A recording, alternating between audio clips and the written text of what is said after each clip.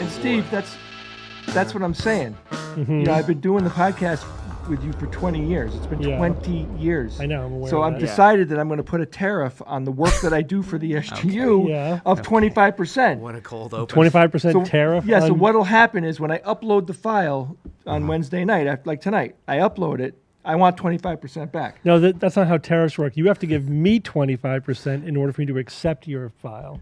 That's not how it tariffs work. Yes. That's not how they work. Yes. No, you don't understand. I'm the file. importer, you're the exporter, so you pay the tariff. Well, then I'm cutting off power to your house.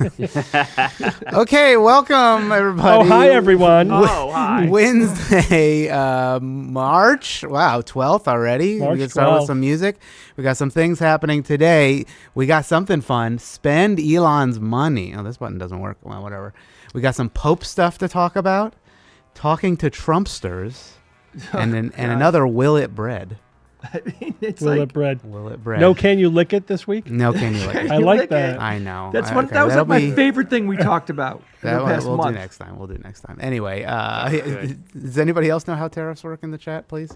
Hello from Ottawa. Steve, please top the tariffs. Well, I wish we I could. don't know. Yeah, I don't know if we can address that. Know who could directly. stop the tariffs? Who? Congress. The American Congress has the power to stop Congress. tariffs. Well, they literally have the guys. control. They're just ceding it to the executive branch. They have the power. The They won't do it. power. They won't do it because everyone's Hi, Hawaii. towing the line for Trump. Like they're all afraid that The new podcast is Tariff Talk. Yeah, just every week. Tariff Talk. Tariff Talk. tariff talk. It's like car talk, but Yeah. tariff. I would love that. I'd love- Complaint.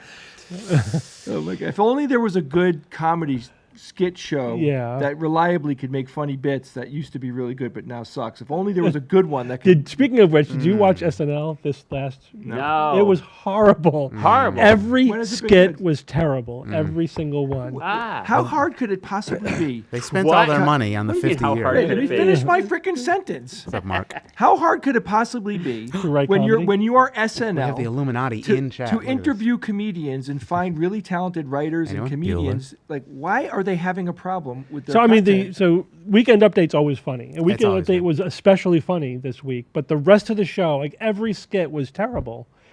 It was starring Lady Gaga. I don't know if that has. What I've noticed, what Lady I have Gaga. noticed, is Poor that Gaga. when they have a funny comedian on, the shows are much better. Because Right. I think because they're actively involved course in they the are. writing, Yeah.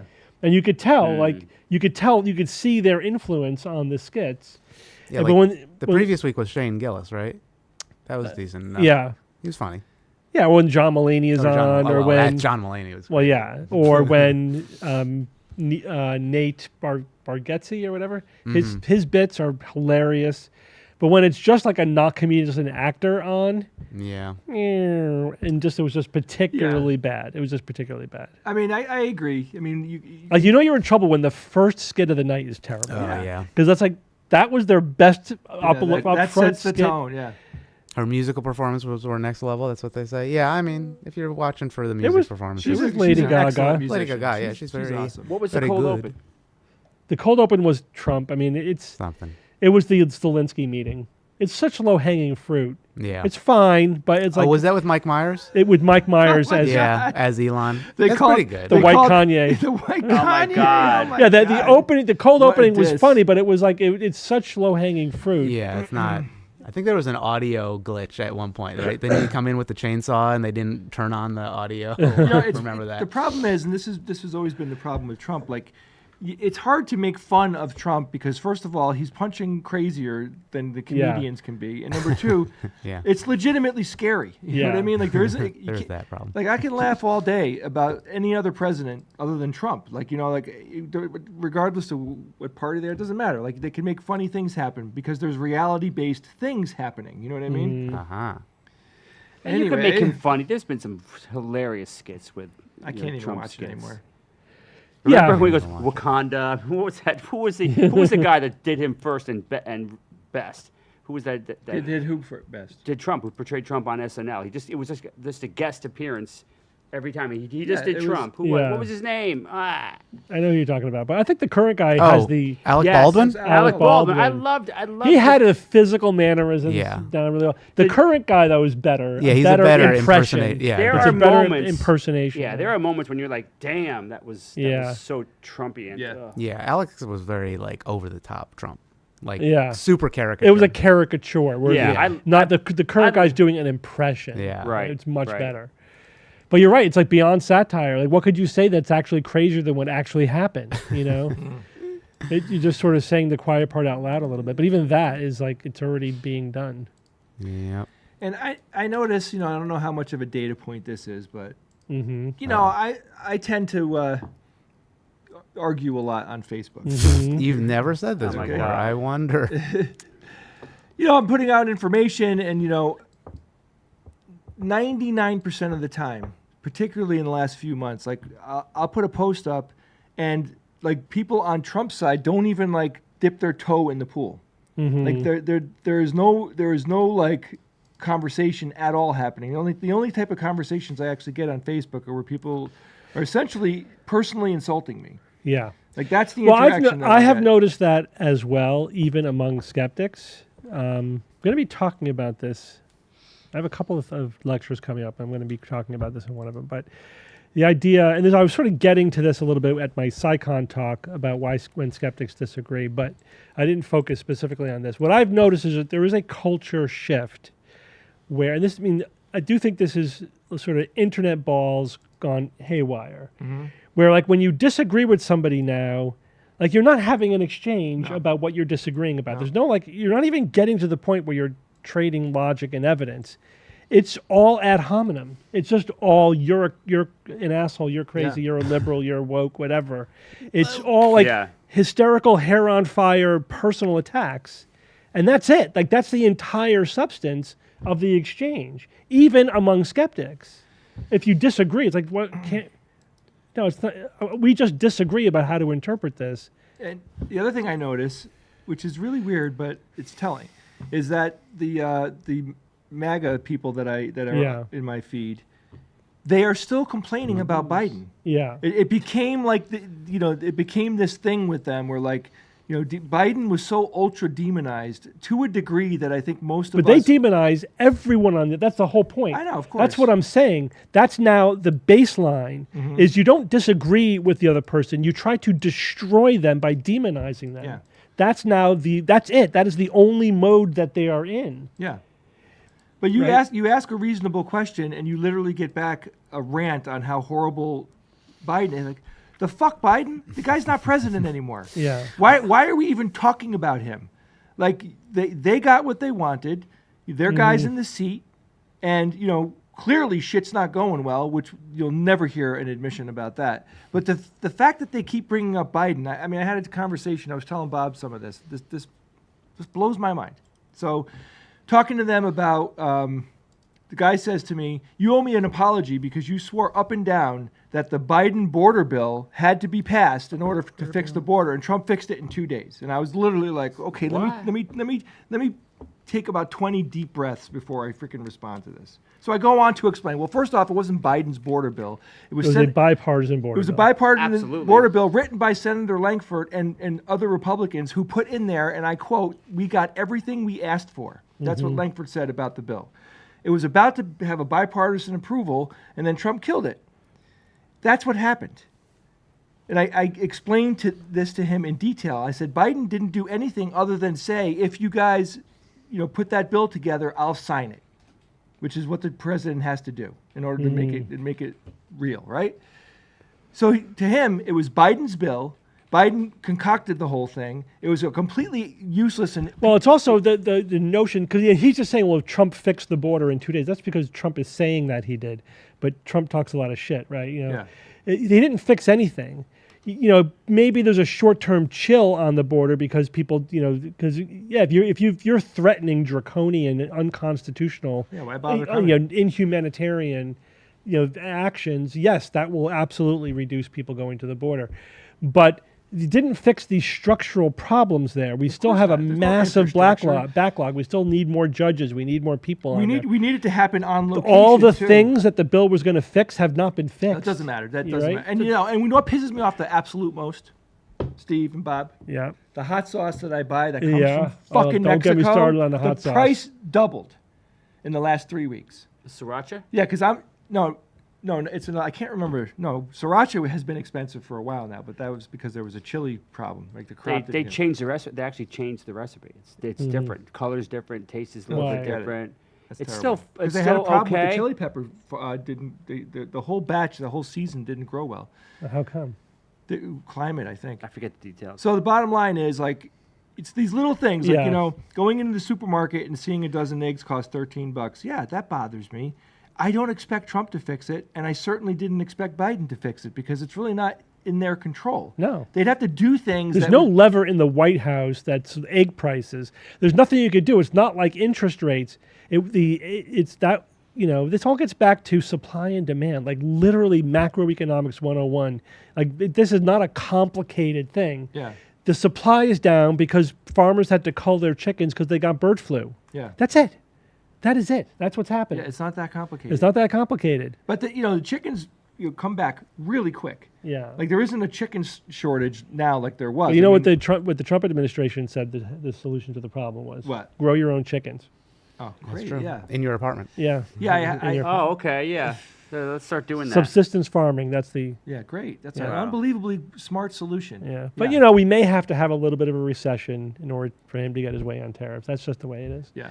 No, but his comment is that it's going to be a little, things are going to have to be a little dicey for a little while to make, he said America's going to make money again. Mm-hmm. We're going to bring wealth back to the United States. And last I checked, if you read the statistics, people's wages are up, and they have increased more than inflation. The Biden administration handed Trump an actually good economy. We had low unemployment. Yeah. The market was was doing well. Inflation was coming under control. Not quite at the goal, but getting pretty close. A very strong economy, pretty much by every measure, the envy of the world. Trump is now creating this fiction that it was a horrible economy. Therefore, we have to do these draconian things, which are really all going to destroy the economy. Yeah. And that's why, and the stock market is reacting to that by tanking, because that's what the stock market does, right? That's basically just the people who, a lot of people who actually know what's going on are like, oh, this is not good. The other thing, that Trump doesn't seem to understand in any way, shape, or form is that, one of the things that the economy depends upon is predictability. Mm-hmm. And having, chaos, the unpredictability of, tariffs are a whim of one guy who could, here's tariffs, take it away, double the tariff, give exemptions. It's all on the whim of this one guy. That's the worst possible thing you could do for the economy, because no one's going to invest in a chaotic environment where they cannot depend upon and predict their costs. You know what I mean? Who's going to invest in anything that could be upended the next day by Trump's whim on tariffs? Yeah, I know. It just makes people not want to do business with American companies. It's happening. I mean, you look at what's happening in the alcohol production. All these suppliers that had like 25-30% of their stock going to Canada. 'Cause, it's another country and they're right next door to us. I mean, of course you want to sell to someone that close. It is happening, and it seems like this is a thing that is starting to snowball, and we'll see where it goes. Well, if Now, you guys Keith- want to see some graphs, you want to see some fun graphs? I want to see giraffes. Giraffes. Oh, sorry. I don't have that. So here's Southwest land border encounters. So you notice that this like light orange, this darker orange. Yeah, darker orange. One that's Biden's 2024. You can see it's reducing, and then it jumps over to here 2025. The data that they're citing when they say make these claims of everything's going down is the January data.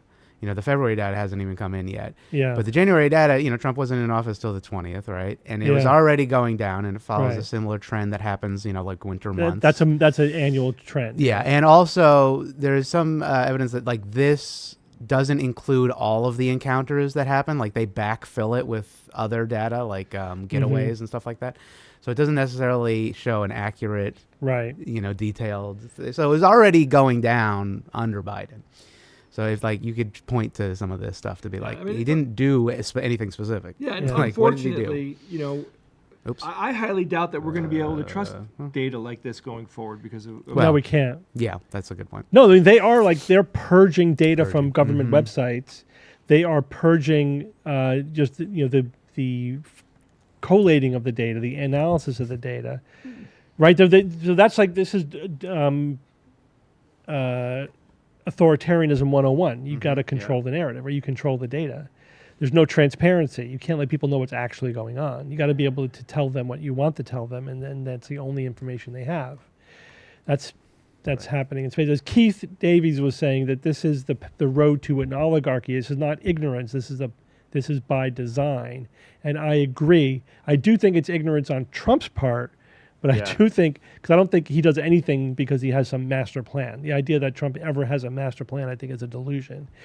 That he might have a vague notion at best, but there are certainly people around him, who are like the Project 2025 people. They know what they're doing. They know this is the road to authoritarian oligarchy, and they're using Trump to get that. Absolutely. Well, here's something we can do. Would Yes. you guys like to spend Elon's money? Sure. How do we do that? So he currently has $354 billion. Yeah. And here's some stuff you could buy. Would you like some AirPod Pros? How could we spend his money? We're spending it right now. What It's is just this? it's a website where you can. This is his estimated worth. If he liquidates all of his money, or all of his stock rather, into liquid capital, he would have essentially $354 billion. So let's see how well we could spend that money by what we would want to purchase. Okay, so what could we purchase with that money? So what we could purchase some AirPods. Let's see, maybe for the four of us. You guys need some AirPod Sure. Pros? Why not? Anybody want a Nintendo Switch? No. No. My daughters do. Okay, get two from me. All I'll right, give them two to for my you. daughters. PS5. Anybody? I'll take one of those. Yeah, why Take one of not? those. All right, we'll take one. Xbox Series X. Yeah, I mean, you could, coffee table. We could buy whatever we want. We could right? buy whatever you want. You could Yeah. just sort No, of put it. this will take about 10 years. to No. spend this money. I mean, it's not that much money. Could it possibly be? iPhone 16 Pro Max Titanium, $1,500. 1 terabyte. Is that enough? I already own one. You already own? Okay. Well, all right. We'll sell one. So We'll what sell did one we with get to the point where we're buying islands? And Well, shit like okay, that? just wait, Yeah, just that's wait. what I'm Okay, here we'll waiting get a couple MacBooks. All right, for the studio, maybe some Mac Studios. Okay. Oh, gaming PCs. You guys want a gaming PC? Absolutely. Laptops might as well. Oh, Spotify. Do you guys like Spotify for the next 80 years? Sure. Probably won't use it. Open a fast food franchise. $1 million. 1.2. Yeah, We could have a couple franchises. Start our own startup. We could start up our own startup. Well, I don't want to do anything with food service, so that's a no for All me. right, fine. We'll sell one of those, I guess. iPad. I mean, we don't have to actually be there. We could launch our own satellite Yes. with the SGU. Okay, how many? 4? 10? 10,000. 12. So 12. You want 12 satellites. 12 to, satellites. to blanket the planet blanket. in Is the there, SGU. is there an option here Buy for me to entire- give the money to people who need it? Yes, actually. It's right here. Netflix for 80 years. We'll get that entire production of the NVIDIA GPUs for 2025. That's about $4 billion. I guess we could have one of those. Influence one high-ranking politician. How many would you like to influence? For $2 million. I would. All I would. of them. 10. 10? I mean, all the senators or just 10 senators? Do 100. Do 100 senators. Every senator. Every senator, we could buy those. Okay. Buy those guys. Hold on. Stand by. Influencing democracy. Hold on. Democracy loading. That takes a little bit of a time. It does. Yeah, it's Can't just order it on honestly Amazon. it's pretty quick. Private concert with any superstar. Yeah, absolutely. I mean, that's Taylor current. Swift. Taylor Swift. Okay, we could do 5 concerts. Hey, you want to give $10,000 to 5,000 people? Yeah. So that's 50 million. Sure. One. Jay, you have any desire to give them more money than 10K a person? Or more people. Give who? Like 5,000 people. Do 50,000 I people. mean, so that's taking like a baseball bat to something that needs a scalpel. No. Okay. LG. Like, yeah, both. All right then. Fiat 500. You guys like cars? Any of these cars? You want a Cybertruck? Can you do No. negatives? Tesla. Yeah, you could sell this. Yeah, you could sell Ford. You're gonna give them money. Ford Raptor. Any of these cars fancy your interest? I need a new car. You need a new car. A Bugatti. 11 million. Sure. All right. Why not? Just a humble 2. I it will safe? I'll buy that Picasso. Ooh, look, 1,000 acres of land. We're gonna need some farm production, but also a private island in Central America, medium size. Well, that's 5 going to be million? underwater in about 5 years. Well, where's so the it's land? pretty Where's that? Where's that? It is Central America. You know, I mean, the acreage. I mean, let's say middle of America probably won't get flooded. Fingers crossed. I gotta build my bunker somewhere. Yeah, a couple thousand acres for Couple SGU thousand acres. Studios. That's- Sure. Yeah. Oh, that's right. SGU Studios. good. All right, Eating- you made your point. No, we have not made our point. We're going through. Helicopter. You want 850? 10 plastic surgeons. Let's get some more. 1 week in every country on the planet. Mm-hmm. We could do maybe 52 weeks. Yeah, that would take a long time. Yeah, but I mean, it's like every country. That's pretty I mean, good. I would love to do it, A year of traveling the world. but I have kids, so I like the couldn't do it. helicopter though. Get That's 2 of actually more. those. 2 of those? Okay, we'll get a couple more. Mona Lisa is estimated at 869 million. Nah, it's too small. Okay, fine. Yeah, we'll get a tank. Anybody want an M1 Abrams tank? No. Jet, Gulfstream Sure. jet? Can't ride Well, with but these you don't demons. just buy the jet. You Oh, wait. It's infrastructure. Do you guys need like to- sports? NFL, NBA? No interest. No interest? Can I buy the New England Patriots? Ooh, sure. All right. Yeah, let's do that. That's $3 billion. Produce a Hollywood movie. Yes, I'll do that. That I Okay, would we'll do. do like maybe 5 movies. Five You need Hollywood 5, 10 movies. Regular apartment, 420. Paris luxury apartment. LA home. LA mega mansion, 52 million. We need 2 of those. Yeah. Mega yacht, probably need that. A sailboat. And should we be landlords or no? You want to be a It's always landlord? good. You can make a lot of money being a landlord. All right, too. screw it. We'll screw some All right, people how over. we doing? Okay, so where are we at? We have spent $10 billion, 64 million, 800,465. That's about 2.8% of his net worth. Wow. So we could influence all the governments if we really wanted to with his net worth. Anyway, maybe billionaires shouldn't exist. That's totally- or at least this one specifically with all his money. Yeah. The fact that one man has that much money and power and everything, it's so obviously wrong. 20 billion, give running water to everyone in the world. All the It'd be money nice. even if Doge were successful, which it isn't, in saving money, he could just replace that money with his own personal supply. You know what I mean? True. Anyway, Fix the DC verse. Somebody said. it fixes DC multiverse. Yeah, Ted said that. Hold on, wait. That'd take There it is. infinite There's money. Ted's. I don't know why they weren't coming through before Ted. Anyway, we see you. Yeah, no more consumerism. No, buying stuff is fun, Silac. Come on. Just so long as the people can eat while they're doing that. Anyway, let's move on. What do we got? So we got some Costco shenanigans again. So What's we watched going some on? of this last Oh, time. this idiot. I don't know. Yeah, well, this is another one. There's a whole host of idiotes in this. Let's just watch what this ding dong has to say. Costco rotisserie chicken. Stop buying Here's Costco why. You probably didn't rotisserie know this, chicken. but this little Do you guys like the Costco rotisserie chicken? I don't like their chicken. I don't like the flavor of it. I guess Really? is the best way. Mm. Yeah. It is usually at $5. I like so Boston pretty- chicken. Boston it's chicken. It's what's Boston it called? chicken is basically out of business at this point, isn't it? Is it? Yeah. Pete Yeah, I is bought a only about- rotisserie Go ahead. chicken from Big Y, Big and Y. it was a little weird. It was a little off. Something about it. Yeah. But Six other than weeks old. This is a, So this is a specially 6-week-old bred chicken, apparently. in horrible conditions, grown and fattened on likely corn and soy that's GMO Yep. to create this chicken GMO. in 6 weeks that you're eating. They take it to a mass slaughterhouse where they dip it in chlorine and other toxins to make it safe, and it's leaving those residues on the chicken. "Quote This unquote" bird safe, as opposed to salmonella. It's like, ooh. isn't just seasoned with normal herbs and spices. They have preservatives in here like sodium phosphate that's linked to liver and kidney damage and carrageenan, which can degrade into polygenine, which is a known inflammatory agent and possible carcinogen. And lastly, this chicken is hot right out of the oven, stored in a plastic bag. And nobody really knows what type of plastic bag this is, but it's likely a mix of polyethylene terephthalate. Remember that word phthalate? It's a known hormone disruptor, and this is microwave safe, so you're putting hot food into a plastic bag that can leach these hormone disrupting chemicals, and 117 million of these are eaten each year in the US, so share this video with your friends. So, anyway, a lot of things in there.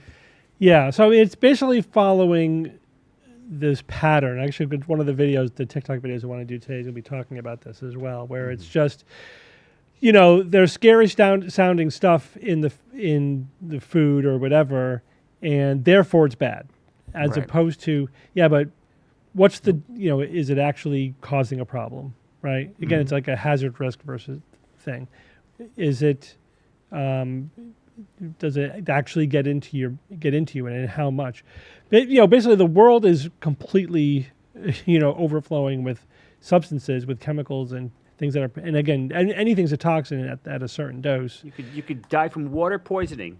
Water is a poison. It's always a question of what's it actually doing, in the real world with the real world exposures that you're getting. And also some of the things he's talking about, there's a risk benefit. It's like, okay, what's more of a risk? The chemicals they're using to sterilize the chicken or the bacterial infection that you're going to get if they weren't doing that. The thing that we don't realize that 100 years ago, 150 years ago, how absolutely horrible our food supply was. Terrible. I mean, every time you were eating, you were basically, it was a game of Russian roulette with potential food poisoning. And, our food supply is actually really safe. And but that comes at a cost, right? So there's a risk versus benefit there. Yeah, and the bottom line is, I think they use Chlorine. chlorinated water to kill bacteria on the chicken, and they wash it.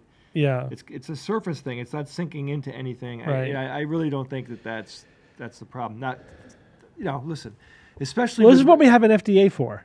Yeah, right? but that's the problem, because with regulations changing and these departments going away and stuff, who knows what it's going to be like in the future, what these companies will end up doing. Well, I mean, I know that's a separate issue. Like the part of the problem is when the FDA is underfunded and understaffed, so that they can't monitor the hundreds and thousands and whatever little things that happen to all of our food in the process, of producing it and storing it and selling it, whatever.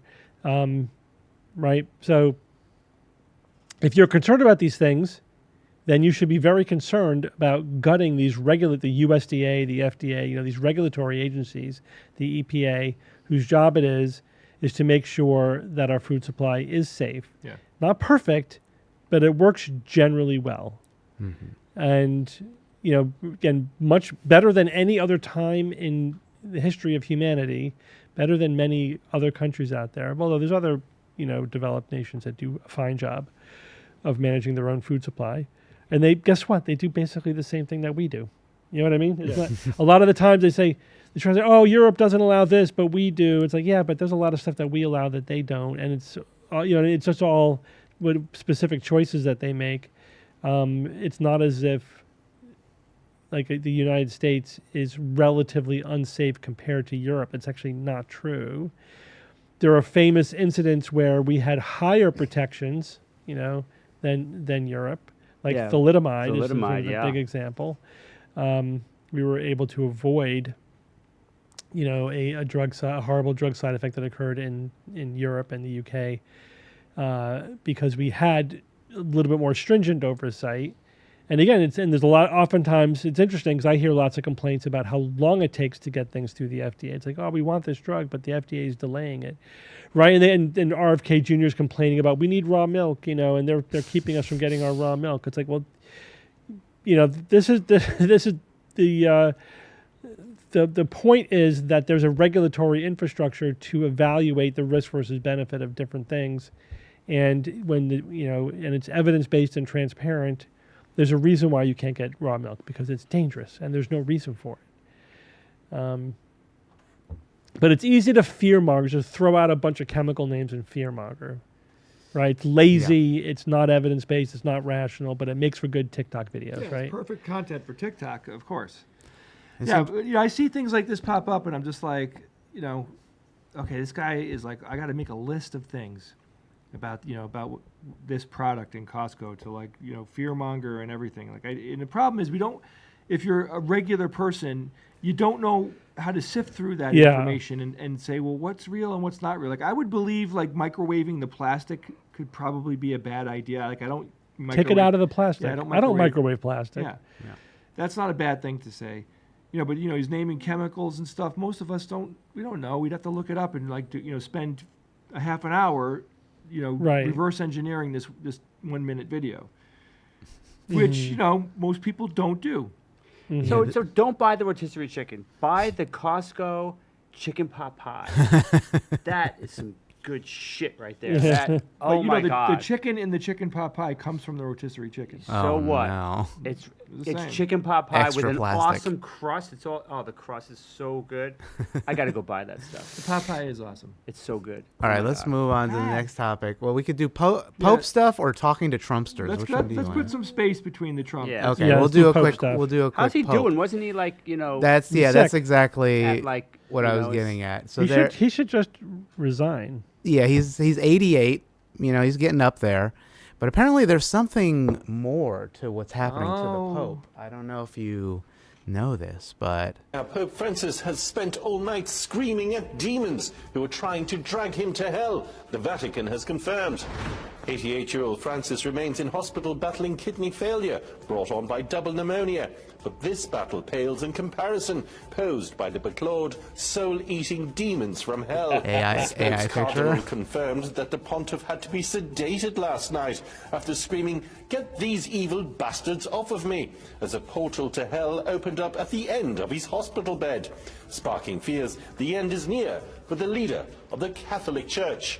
And just in so it seems. I mean, this guy is just like some ding dong with a green screen. It's like not a real news network from what Yeah. I can see. It does have a website, but it seems like there have been a ton of posts based off of this TikTok, saying that he But apparently is the it Pope, real? First of all, is the reporting real? Well, or is there it- is some truth. Like the Pope apparently did have to be sedated, but that's because he's, it's like kidney issues, right? Like, so Yeah. he is You he get has double delirious. pneumonia apparently too. Yeah. So there could be something to it, but then it becomes, its own little weird story. Well, first of all, he's 88. right. Yeah. If you're 88 and you're sick, you have a fever, that could make you delirious. Being in a hospital could make you delirious.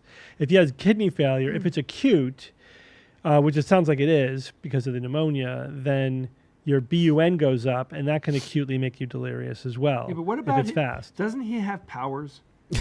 I mean, he's the Pope. What kind Yeah. of powers? A power Like, of he's got to, flight? at the very least, be able to do like a cure light wound. Right? Yes. He should think about Or it. by the power of Christ, I. Yeah, he compel should be you? able. He should be able compel to get people. rid of the demons. I Yeah. mean, if he can't do that, then what the hell can he do? That's true. What good is a Pope? But imagine the balls on those demons. You're like, I got an idea. Let's go after the Pope. Let's go after what a get the Pope would be like. Hey, what did you do last month? Yeah, I got the Pope down here. I mean, that's the guy be living large for These extra points. a few millennia. Yeah. I mean, couldn't he do a ritual and sanctify the room that he's in? Sanctify. I don't know. I'm pretty disappointed. The Pope, without the Pope having these powers, it's as if he doesn't really have anything. Like maybe it's As if all God- not real. yeah. You'd Right. think, but anyway, that got Can me. you imagine if religious, like if clerics had actual real Yeah, power, I mean, who like wouldn't- D&D like, level power, actual cleric power? that could actually cast clerical spells and stuff? I mean, it would be a Wizard very different fire. world. It'd be very Pope hard fire. not to believe in a God then. Yeah. That's true. It'd be pretty Hey, cool. if you could lay a cure disease on people, like absolutely, that would do a lot for belief. It'd be Well, hard, kind of be hard to maintain your skepticism in the face of like clear cut magical powers. In a way, they do have a little bit of power. I don't know if you've seen this, but Lent is happening right now. Mhm. You know, if you guys are familiar, or if you recall practicing that back in the day. Sure. But apparently, 400 years ago, Spanish missionaries discovered that some indigenous communities in Venezuela, Colombia, and Brazil relied very much for the protein on the meat of the capybara and the nutria, too. And because both of those are like semi-aquatic in that they swim, they asked the Pope whether or not that Does it count as fish? Does it count as a fish because it's a semi-aquatic mammal, and apparently it has been that way since the 1700s because the Pope declared it. It's here. Close enough. So yeah, some parts mostly because they didn't like send an example back to the Pope. I they mean, just wrote say like, so it's can a we have mammal, it? right? It's a mammal. It's a It's a mammal. rodent. It's a giant rodent. rat. It's a big. This is It's the biggest capybara. rodent in the world. Yeah, Yeah. very cute. They're They're semi-aquatic. very sweet. Yeah, they swim. They swim. live in like a marshy, wetlands area kind of thing. So that it apparently has been a thing. And I can recall actually when I went to Peru, they had big paintings because they eat guinea pigs in Peru. Yes, like they the do. natives, like they would have pictures of Jesus eating guinea pig. Yeah, sure that happened. I should find that. All right, but- so they basically called that thing a fish, and these people starved to death. That's what's happening. no, No, they the ate other- it because it's on Friday. They can eat it. They So you can can only eat eat you can only eat fish on Friday of Lent.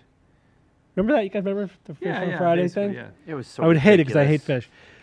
But they wanted to know if capybara could count as fish because they swim, and the Pope's like, sure, why not? Yeah, that's close enough. Yeah, close enough. I don't So like any of it. Why does God care anyway?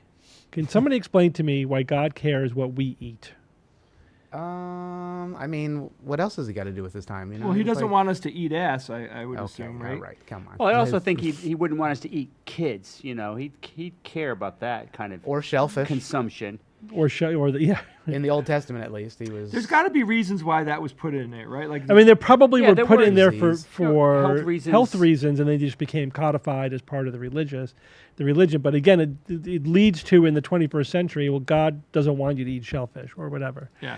And it's like, well, really, he's micromanaging our diet to that extent. Mm-hmm. Like the whole kosher thing is, it's on some level, it's kind of barbaric. Yeah. It's Yeah, the slaughtering has to be. I think that in UK, haven't they had to like put some restrictions on it because they're like, don't be like too crazy, Yeah. please.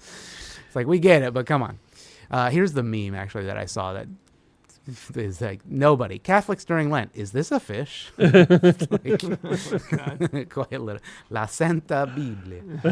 That's right. Anyway, so that's fun. we're all fish. We're all that's true. Cladistically speaking, we are all fish. That's a good point. Oh my gosh. Uh-oh. We're just a branch of the lobed fin fish. Let's not ask the Pope whether or Yeah. not that means we're edible.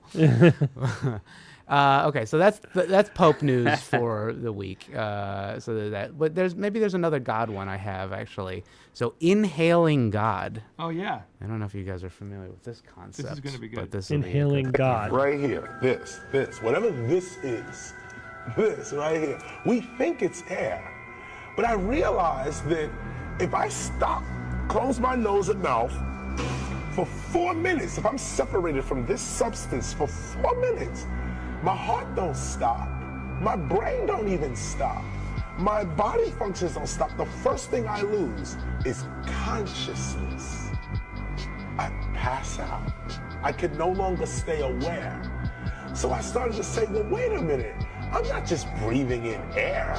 I'm breathing in consciousness. I'm inhaling and exhaling God itself. And this air is conscious.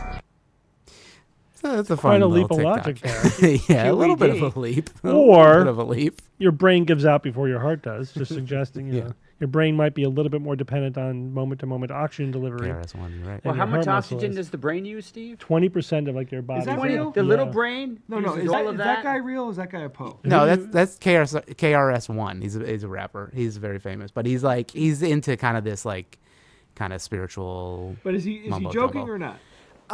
He probhe believes it, but he's playing a little fast and loose with like his spirituality of it, but like he probably kind of believes it. I mean, we live in a time where people like apparently don't even understand the concept of the fact that we require things to survive: food, water, air. Right? Like, Yeah. when you stop breathing, you'll pass out, Yes. and then you'll start breathing again because he apparently was like, if I hold my breath and limit myself from getting Yeah, I air. pass out before I die. Yeah, that's correct. But it's an interesting. He's like pattern seeking. It's Yeah. like, why do I pass, or why do I lose consciousness Because first? air is conscious. Right, because clearly God is everywhere. But or using whatever. that logic, then God would also be food and water. Just takes longer. I guess that's true. God, I look at that and God's I just a burp, too, I'm I at that mean, point, maybe when I was 20, I could hear somebody say something like that, and I would, I don't know, be able to process it in a more friendly way. That to me is literally just like, boy, you are a representation of everything I don't like about humanity. Seriously, like just a little gullible, yeah, or a lot of gullible. it's not just the gullibility, it's almost like it's the being intelligent is bad. It's like Well, that's beyond that. That's just taking a spiritual approach to existence versus a scientific approach, right? Rather than asking testable questions about why that might happen, he just leaps to some completely made up magical spiritual answer because he just realized it, and that's his process. I realized. He just explained his entire process. Yeah, you're right. He did. And some people, like for them, that's enough. And that is definitely a thinking style that some people are born with, right? That's like the intuitive thinking style versus the analytical thinking style. Whereas people just like they make these leaps of logic. They just feel things, and to them that's reality. Yeah, that's scary. That's reality. Yeah, because they feel it. I realized. I'm What believing you in realize? God. You didn't realize shit. You just made shit up. Like this epiphany. He's had this epiphany that, Yeah. that no other scientist has really had before. It's like, I mean, yeah, if you were a caveman and had that thought, yeah, maybe there's something to that. But After a couple thousand years of science, Oh my God. Yeah, it's funny. It is funny and alarming when you see someone who apparently missed all of science, all of in human their life. history. Just Yeah. missed it. Like they don't appreciate it, don't get it, don't have any kind of understanding of it. I don't know. I just can't relate anymore. I can't look at that and not be marginally offended. I'm like, oh my God, like we really gonna like that's where some people are at? Yeah, okay. No wonder Trump got fucking elected. well, or offended for the system that dropped the ball educating people too. But maybe he just needs to use 100% of his brain. Yeah, well, of course. that's the problem. The dots, it all starts to make sense. Y'all remember this movie Lucy, where the lady gained access to 100% of her brain power? A lot of people think its real world counterpart actually exists. Y'all gotta No, watch a lot of this people shit. don't think Most that. people, especially young people, This guy. probably don't realize that they're walking around right now at about 55%, maybe 60% of their true state of normal. There is a nutrient, an amino acid, a substrate, a compound, an element missing from their body that if they knew what it was, would make the difference between them being an average person and being a superhuman. What supplement can I take? Don't end your sentence there, Gary. So it's called L-theanine. I did my homework on what he was talking about. You guys, he was talking about L-theanine. It's an amino acid that promotes dopamine and serotonin in our brain. And if you don't know, those are your brain's happy chemicals that make those hard tasks 10 times easier to do. The craziest part is I knew that I saw this somewhere, and that's how I knew that these billionaires were just 10 times smarter than us. Asians are Oh boy, I'm gonna stop it. That's gotta Asians be it. are. I'm like, I was just gonna stop, but that made me think of this. You don't know this guy. Who is that guy? Who is this guy? Only use 10%. Seriously, if there's one thing you should take away from this silly song, it's the very simple fact that humans use 100% of their brains. Anyway, key change. Watch that. I look at that, and first off, again, I don't know if that guy believes it. It's so hard. George that- Rabb? Yeah, he does. Yeah. I spoke to I him. hope. That guy. I think he does. I don't see. I mean, all right, but I hear what you're saying, and this is the social media world that we live in, Yeah. where people latch on to an idea, and then they go right to performance, right? Like I'm going to seek attention by throwing this out there. They don't go through any kind of process of vetting or thinking, is this really true, or examining what they're saying. They just, and it's like it doesn't really matter how valid or true it is. It feels true, and I could use this as part of my, social media performance, and that's good enough. Yeah. It's a very anti-intellectual approach to existence. To your own knowledge. It's like this is what it feels like to me. So what about that chemical? Is that legit? L-theanine. It's an amino acid. So again, you always have to ask the question: is for nutrients, right? So again, it's like, yes, you could list hundreds of things that your body needs to function, right? And then you could make the argument that if you, with this thing, it allows you to do that, whatever. Like this gives you energy, therefore more of it gives you more energy. Or this is a precursor to dopamine, therefore more of it will make you superhuman. It's nonsense. You have to ask a basic question. Is like your brain's access to dopamine limited by your diet of L-theanine or not? Yeah. Is that a rate limiting step? Right. How would we know? But again, that's like the kind of question that somebody who has a moderate or modicum of scientific literacy would ask. Is that a rate limiting step or not? If it's not a rate limiting step, then giving more, it has no effect on the outcome. Right. So if again, like, and the other thing is like in developed nations, lack of nutrition is not a limiting factor for pretty much anything, right? Like that is not our problem. It's not that I don't have enough L-theanine in my diet. You know what I mean? It's we pretty much have adequate nutrition, right? We have more than enough of everything that we need, nutritionally speaking. Yeah, but does it work? So that's sort of the other sort of. Can you sell it? There's sort of the one paradigm, crappy guru TikTok health paradigm where it's like, this thing is a toxin and you should avoid it. The other one is like, this thing is a nutrient and it's going to make you superhuman. It's like, none of those things are true. Yeah. It's just all food. Just have a varied diet and you're fine. Yeah, apparently it's in green and black tea and mushrooms, some mushrooms. So you take could eat mushrooms. those, I guess. I don't know if there's.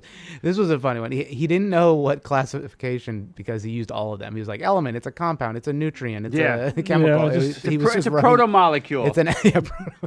It's a quark. Well, I don't drink tea or eat mushrooms, so I'm really you're low.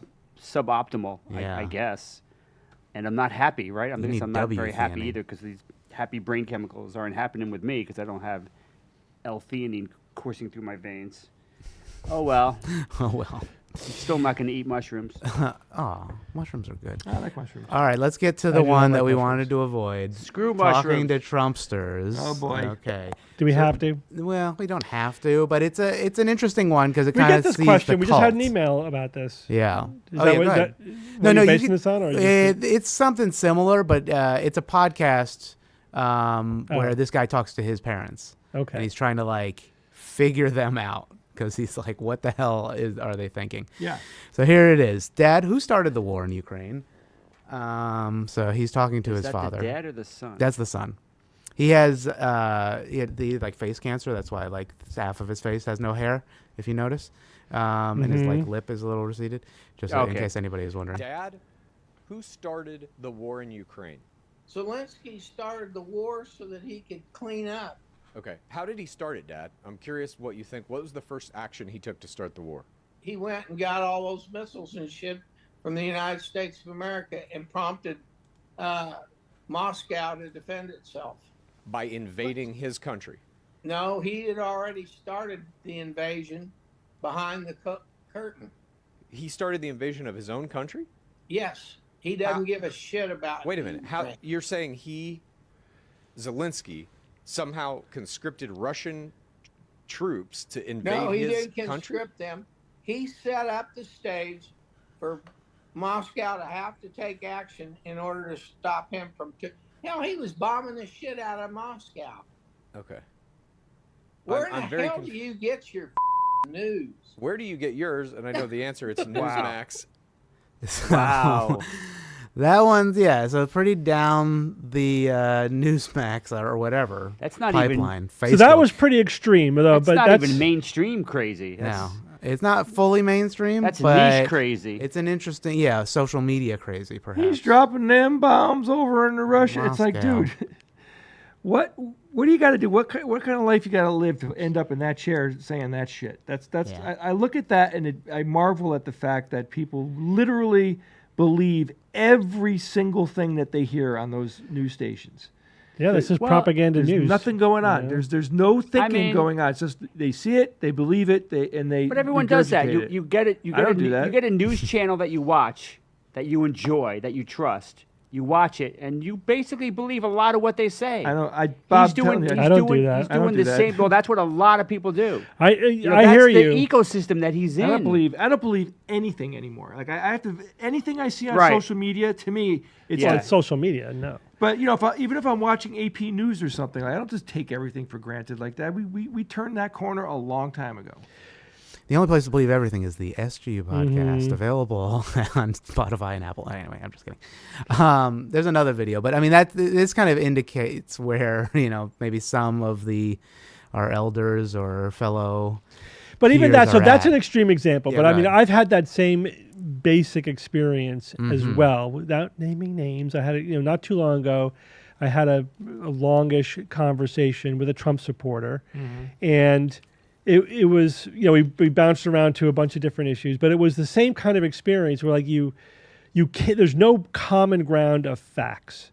Yeah. And so it's like, we have to increase our oil production. It's like, okay, what do you think the oil production? This is like in the fall, right? So this is before the election. What do you think oil production in the United States is right now? What do you think it is? And they said, well, it's down. It's like the Democrats are decreasing it. Whatever. It's like, all right. So in fact, we're producing more oil and natural gas now than any other nation on the world in the history of the world. Right, we more than any time during Trump's administration, more than the United States has ever produced, and more than any country has ever produced. And he was like, "I've never heard that." It's like, well, that's a fact. We could look it up to confirm. It's like I've never heard anybody say that. It's like, well, that's because of where you get your news that you haven't heard that, but that's the fact.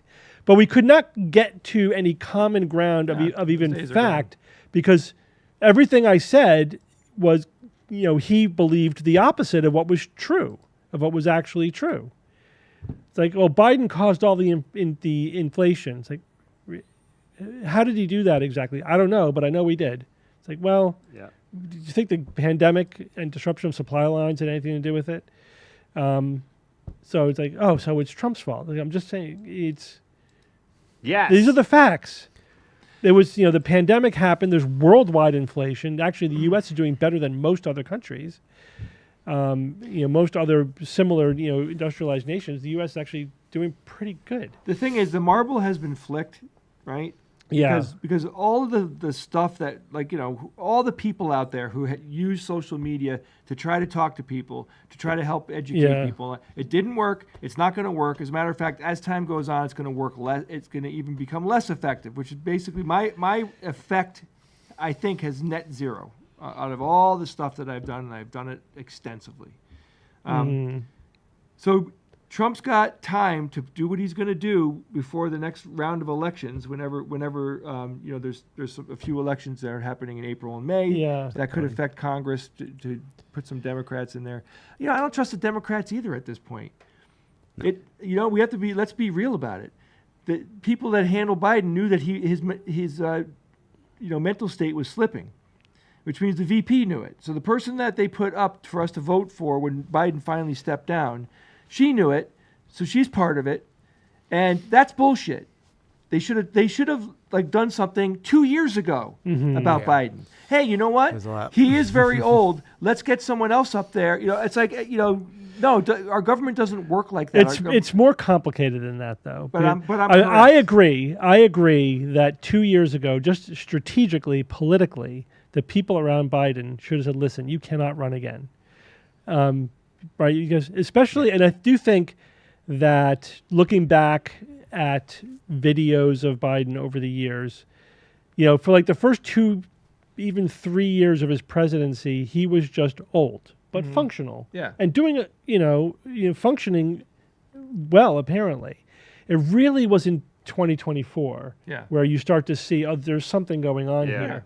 And, I've had this experience hundreds of times with patients and family.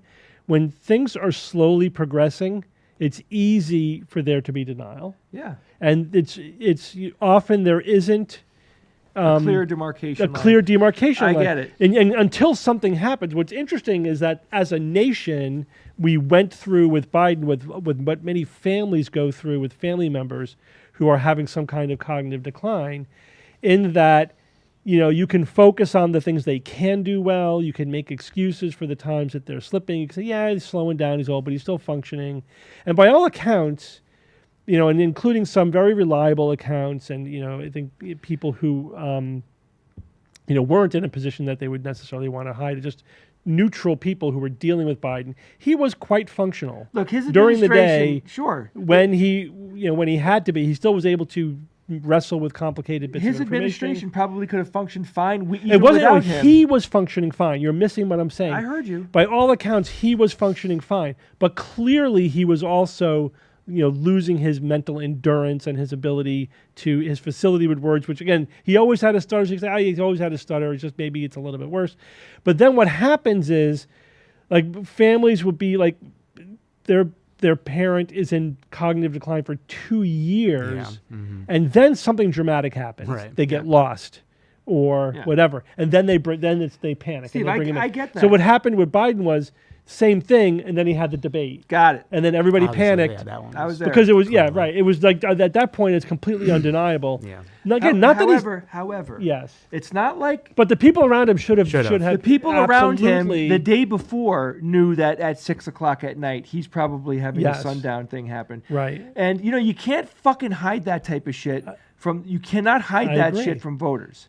And They did the same thing with Reagan for the last 2 years of his second term. Is there any institutional knowledge that is legitimate in these two parties? Like, have they learned how to run elections, how to pick the right candidate? It was a disastrous political decision. That's right. Yeah. Sorry. Allowing Biden to run again and not really having a serious sit down with him the year before, in 2023. He was pushing. He didn't. That was political malpractice. Yeah, it was. All right, let's save this for the political podcast. All Let's right. not litigate the whole thing because that'll be a long time. But there are some other stuff that I wanted to get to. But your point is that therefore we shouldn't trust the Democrats. I don't buy that. That's not the only things to talk about, Steve. Like, Jesus Christ, that was the two things that happened to pop into my head. But they're fucking corrupt. Well, don't trust any politician. How about that? Unless you vet them. Yeah, like but you have to verify. You have to verify. You need neutral Yeah. sources. You need multiple sources of information, et cetera, et cetera. And that's why we're brought to you today by whatever. That would be a good segue into an ad read. Let's get back to the how do we convince people who are so stuck in this? There was a good video that was going around. I don't know if you guys saw this, but this is Sam Cedar of the Majority Report. He was on this thing called Jubilee. Is a popular YouTube channel that does Surrounded. So he's like the liberal or leftist, and then there's 20 conservatives around him, and they all vie for a spot and you'll see what happens. And he asks a question, and then they have to kind of counter him. Go ahead. So let's watch this. Hack on DEI hides his real goal, which is to give corporations more power. That's his question he poses. DEI essentially provides tax cuts for the end of the year when you create your tax returns. They give you a tax credit for hiring someone who is black or a person of color. We're talking about government agencies that do not get tax cuts. They don't. Government agencies. They don't. No, these they do. They're not They taxed. absolutely do. I'm talking about every parts private and public sector gets tax cuts when you hire a person of color. Government agencies don't pay taxes. Government agencies operate are funded by the government. That is not true. That is not true. Wow. And you know what? I think what is not true? His look into the camera is the funniest part when he just stares like. I don't know. Government agencies don't get taxed. They're funded by taxes, you lunatic. Wow. Right. Wow. This How guy- would that even work? Isn't that I know. like What the fuck did I just watch? I know. It's painful, and that's why this video was doing Jesus rounds. Christ. Let's just watch what he says. the after pose of this entire conversation. What month is this? This is January. Okay, so we can agree on that. The FDA does not pay taxes. It does not get a tax cut because it doesn't pay taxes.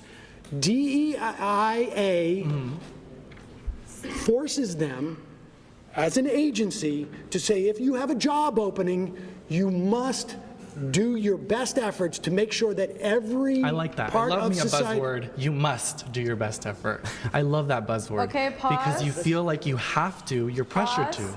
Yes. You shouldn't be pressured to hire someone based on skin color. No, not to hire someone on skin color, but put up notice about that the job exists. Make sure that you put it in different communities so that you have as wide an application pool as possible. And therefore you get All tax right. cuts. So Wow. that's a particular level of misinformation. How do you break through that? Let's start by punching that guy in the face. I mean, you can't. What do you mean break through it? That guy clearly has motivated reasoning, right? Right. Like Everyone has motivated That's reasoning. true. But It yeah, makes- it's. but to not at the same level, Steve. No, I agree. Listen, there are some people who are just not reasonable. You can't argue with them. They're not being reasonable. They are not engaging in any meaningful way. You're right. They're just like in a closed loop of motivated reasoning, unless you could bust them out of that. But I guess after doing this for as long as we have, is there any techniques that you could apply? Again, it always depends on the context. Who are you talking to? Whatever.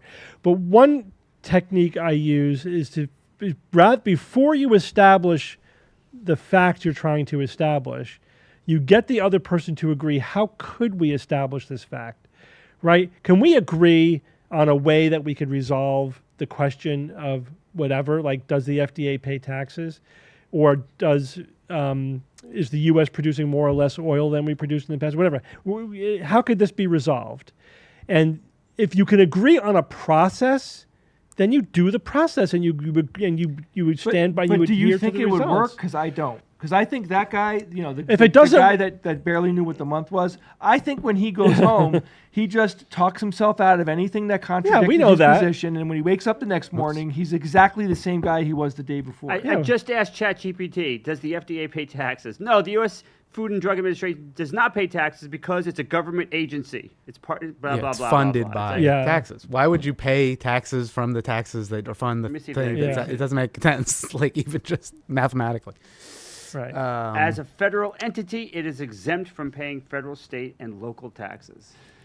We don't have a shared reality, guys. That's the bottom line. Yeah. And, Right, but it does fit an agenda or whatever. It's like, well, everybody clearly, thinks now, this is all the whole thing. Every kid gets an award. Every kid, no one should feel the sting of not getting an award, even though like that kid ran faster, that kid did the math best.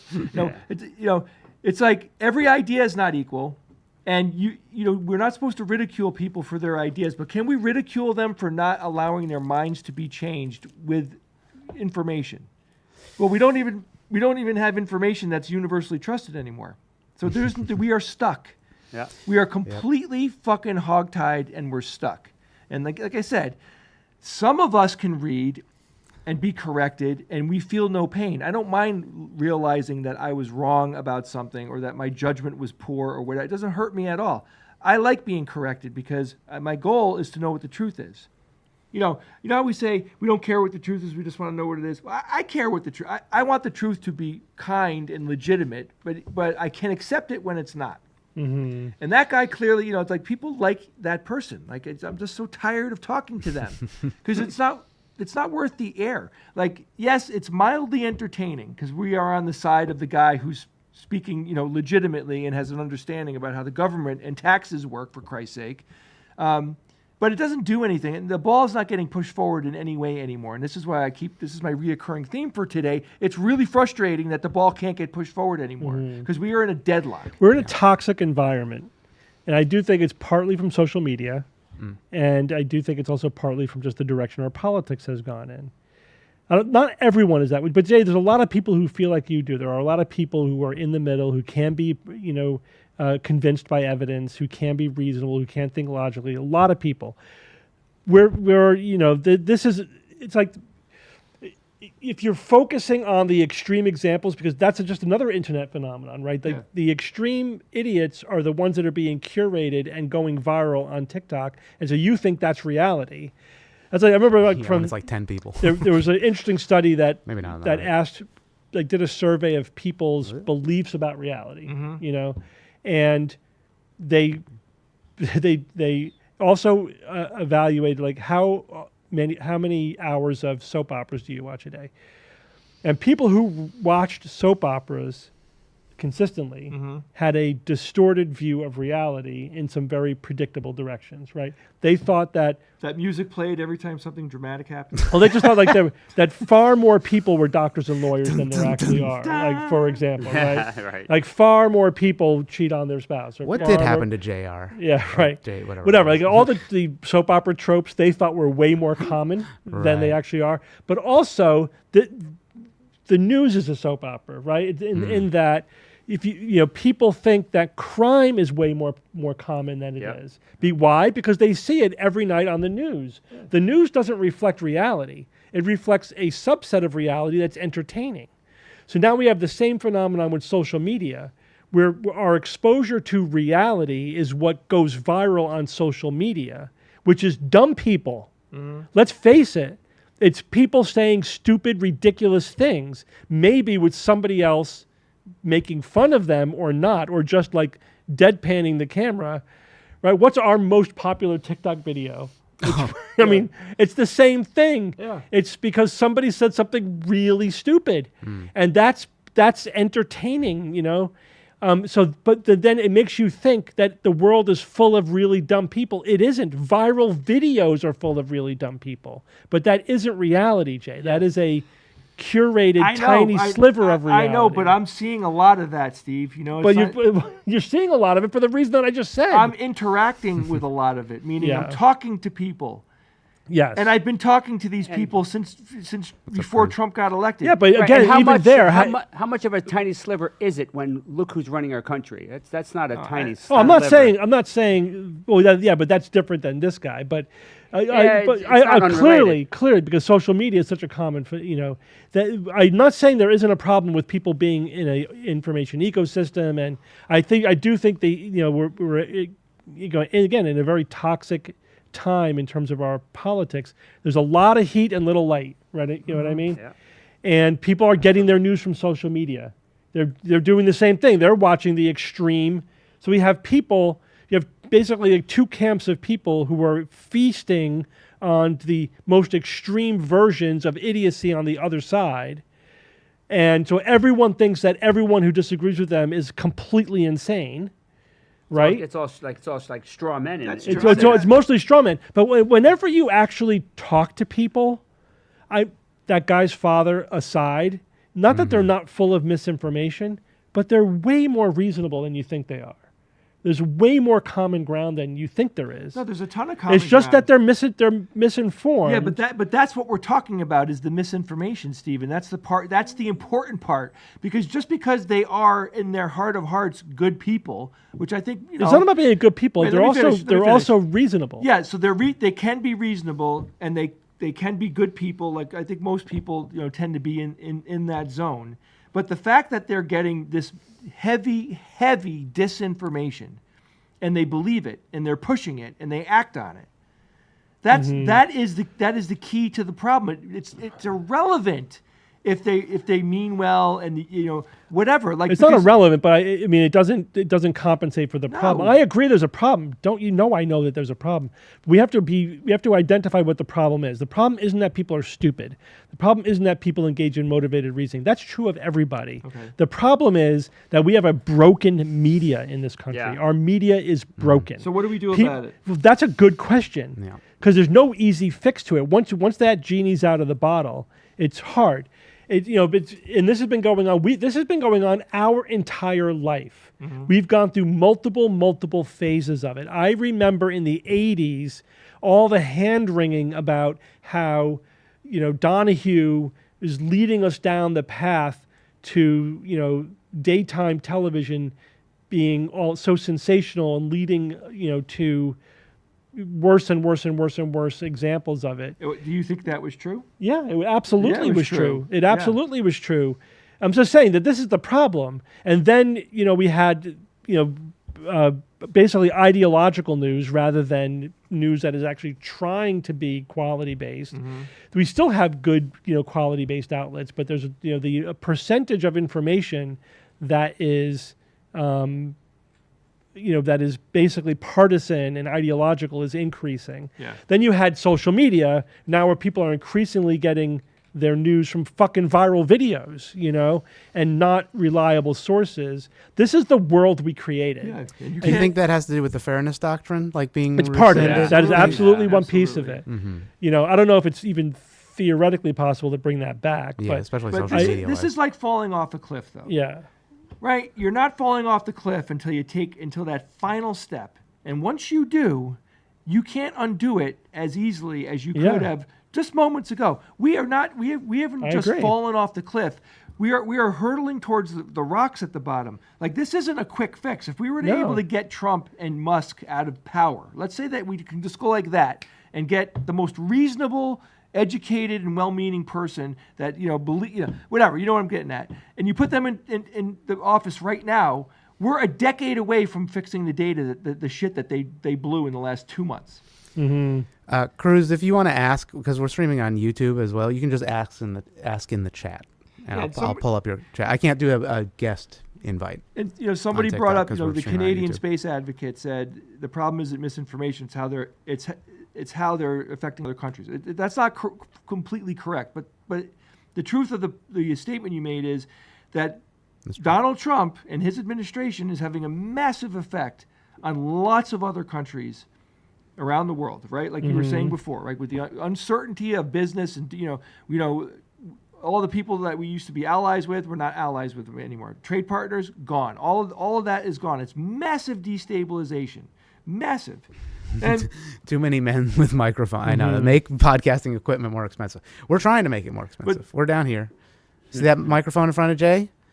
What's happening? $20. No, they're just that's just a common, podcasting. We equipment is opened the too floodgates. easy. Yeah. We're going to get rid of, we're going to really lower the bar for mass communication so anybody could make them, and they're democratizing information production.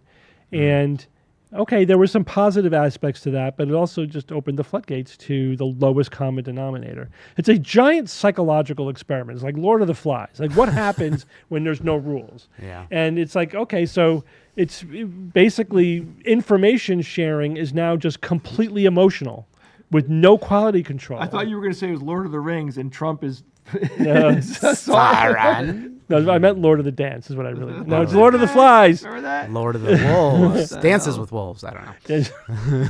Something. It's like this is what happens when it's essentially information is completely tribal and emotion and ideologically based. Yeah, so it's not. So we are fucked.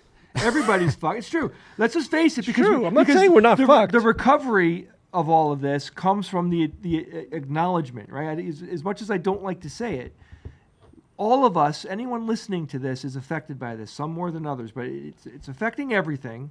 And there's no quick fix. And even when we do have a quote unquote fix, which would be getting these assholes out of power, we're decades of damage is being done that we can't stop. And we've got to sit by and watch it happen, which we're all going to do. And then, if there's ever a real fight, if there ever is a real way to fight back other than us doing, trying to inform people who probably largely already agree with us, I'll be in the fight.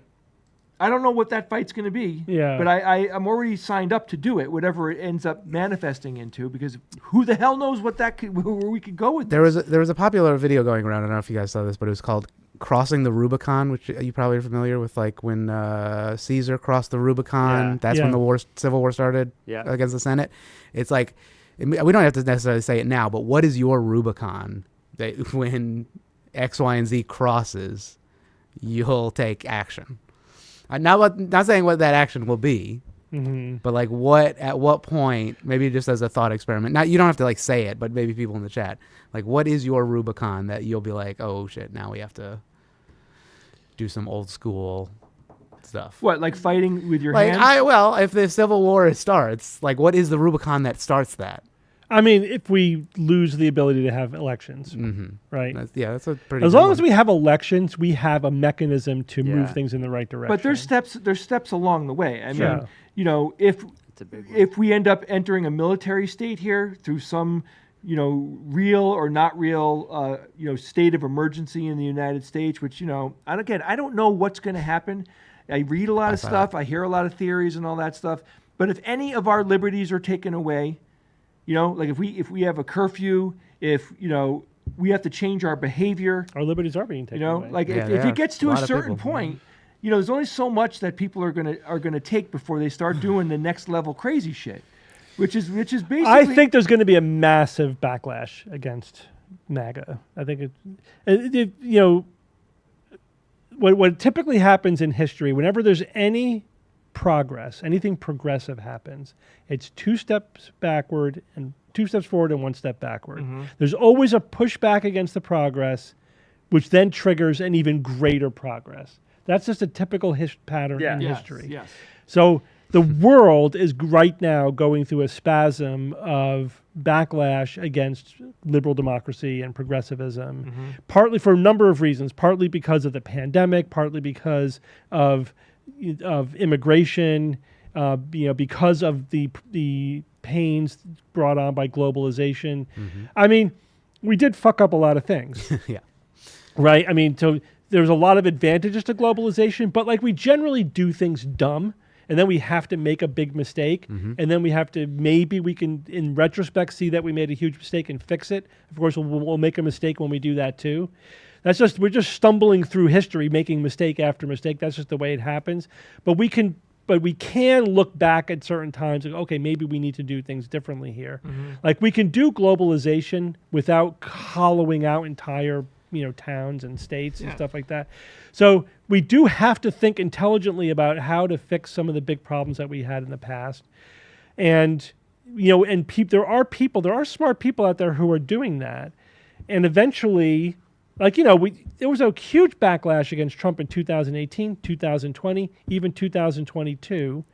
And 2024 was really about the pandemic, and it was worldwide, right? There was worldwide backlash against who was ever in office in 2024 because of just shit from that still resonating from the pandemic. The inflation. Mainly inflation. So, I think people are over-interpreting Trump's win in 2024. Yeah. And it was a plurality, right? He didn't even have a majority of voters, let alone a majority of Americans. He had a plurality. He didn't even have a majority. And he didn't do as well as most other populists and anti-incumbents in other countries. It just was it was a worldwide trend, and Trump, he underperformed the trend because he's fucking Trump. All right, so I think that, again, trends being what they are, things are going to go massively in the other direction. And I think... the destabilization that we are now in the middle of is going to have an effect. But this doesn't fix the underlying problem. We do have a broken information ecosystem in our country, in the world. You can get access to good information. Good information is out there. There are still journalists doing a good job. That's right. There are still news outlets doing a good job. It is there if you want it. We do need to figure out a way through this. And I do think it's ultimately through teaching critical thinking and media savvy and that's true. All of that true, stuff. Steve. Yeah, but that's a slow roll. Yeah, that is not that's not going to fix a quick this fix. problem. But the problem, this feels like the fleas getting angry at the dog, right? Like, how much can they really do? They might be annoying, but they're not going to do anything to the dog ultimately, right? And that's what it's like going up against the freaking government. It's like, there's a lot of fleas, and we all can complain and do stuff, But I hate the idea that it seems like the only way out of this is massive protestings and violence and all sorts of shit. It doesn't have to be violence. Why do you throw violence in there? Because there is no protest anymore without violence. That's not true. Wait, Steve, because I should clarify. Because when protesting starts, what I think is going to happen is we'll get some Proud Boys in there to make it violent and then blame the protesters. That may happen. That may happen, but we shouldn't plan on it being violent. That's a good clarification. I'm not going to go out swinging. Yeah. Unless if somebody takes a swing at me, I will punch back, though, and metaphorically. And I do literally. think, listen, I think we are one intelligent, charismatic political leader away from turning this whole thing around. And I don't know why that person has not really... I don't know where they are. What intelligent, charismatic person wants to get into politics? Buttigieg is, for example. Yeah. Who, I don't know. Yeah. There's plenty of politicians out there like that who are. I like him, Steve. But the problem is He's great. He's a homosexual, and America won't That's vote not for him. why. I don't know. No, he's just Well, they didn't vote for Kamala Harris. that's not why But that they wasn't didn't vote why. for her. I wasn't why. Maybe She's not. a neoliberal. No, It let's wasn't not get why. into it. All right, you know what? Because I have a fix. I mean, I vote. Are you ready for my fix? Yes, please. Ian, Anything Are with you fucking ready politics, please. for my fix? Yes. Will it bread? All right. Yes, yes. I don't know why I didn't show on the overlay, but there it is. There it Will it is. bread? Boom. Okay, here we go. Ooh. Okay, I I'm like bringing bread. it What in. kind of Here we bread is go. that? Here's a little music for this. Let me do this. Oh God. Okay, it's a bit of a production today. All right, something's happening, guys. Ian is doing something. Okay. That doesn't look like bread. That's jelly. Please pass the jelly. Oh, geez, biscuits. What is that? Some sort of butter. Yeah, let's be careful not to mess the table up here, guys. All right. Thanks, Ian. Wow, I'm not. There you I go, don't Bob. know. All right, so we got jelly. We got some creamy And situation. cream. What are we making? Okay, so these are Knives. scones Steve's or knives. scones. Scones. Scones or scones, right? pass That the is a knives. cherry strawberry jam. That is clotted cream that I made by myself. No big deal. Clotted. We use Clotted one for each, cream, Bob, if you're okay? familiar with clotted cream. Clotted cream is you take, Please pass the jelly. you know, you can't use the ultra high pasteurized cream. You got to get like double cream. Mm-hmm. That is pasteurized but non-homogenized, I guess. Yeah. And so what you do is you put that in a baking glass or whatever for 12 hours overnight at 170 degrees Fahrenheit, right? Oh my God, this is so much better than politics. Right? You take that 170 degrees, 12 hours, then put it in the fridge for 12 hours. Then what comes up is the clotted cream, and then there's a whey. And then I made scones. I made these scones this morning. So, yeah, the Dude. clotted cream is like a butter cream hybrid. You know what I mean? It's very British or Irish. It's awesome. Irish. All right, let's see. So, So yeah, this check is it out. So see. cherry strawberry. It's cherry strawberry, yeah. It's good. Can you turn Oh, down the man. music a little? Turn down? Yeah. Oh, is it too loud? Sorry. Is that better? Very unexpected, but very nice. Good? Very good. Yeah. Oh, let's try the clotted cream now. Yeah, the clotted cream. Yeah, usually you can put both together because it is obviously a dry biscuit, scone, whatever you want to call it. Maybe not biscuit because that's a cookie. But this is a big question. Cream or jam first? It's like, do you put the cream down first and then the jam, or do you put the jam down first and then the cream? It's a weird sticking. It's good. It's point. very British. It's not too sweet. you Right. know? Yeah. I Awesome, didn't put bro. a ton of sugar on the in the jam because It's very I good, usually Ian. don't Thank you. like it too sweet. But All right, there so you go. clotted cream is basically like unsalted butter.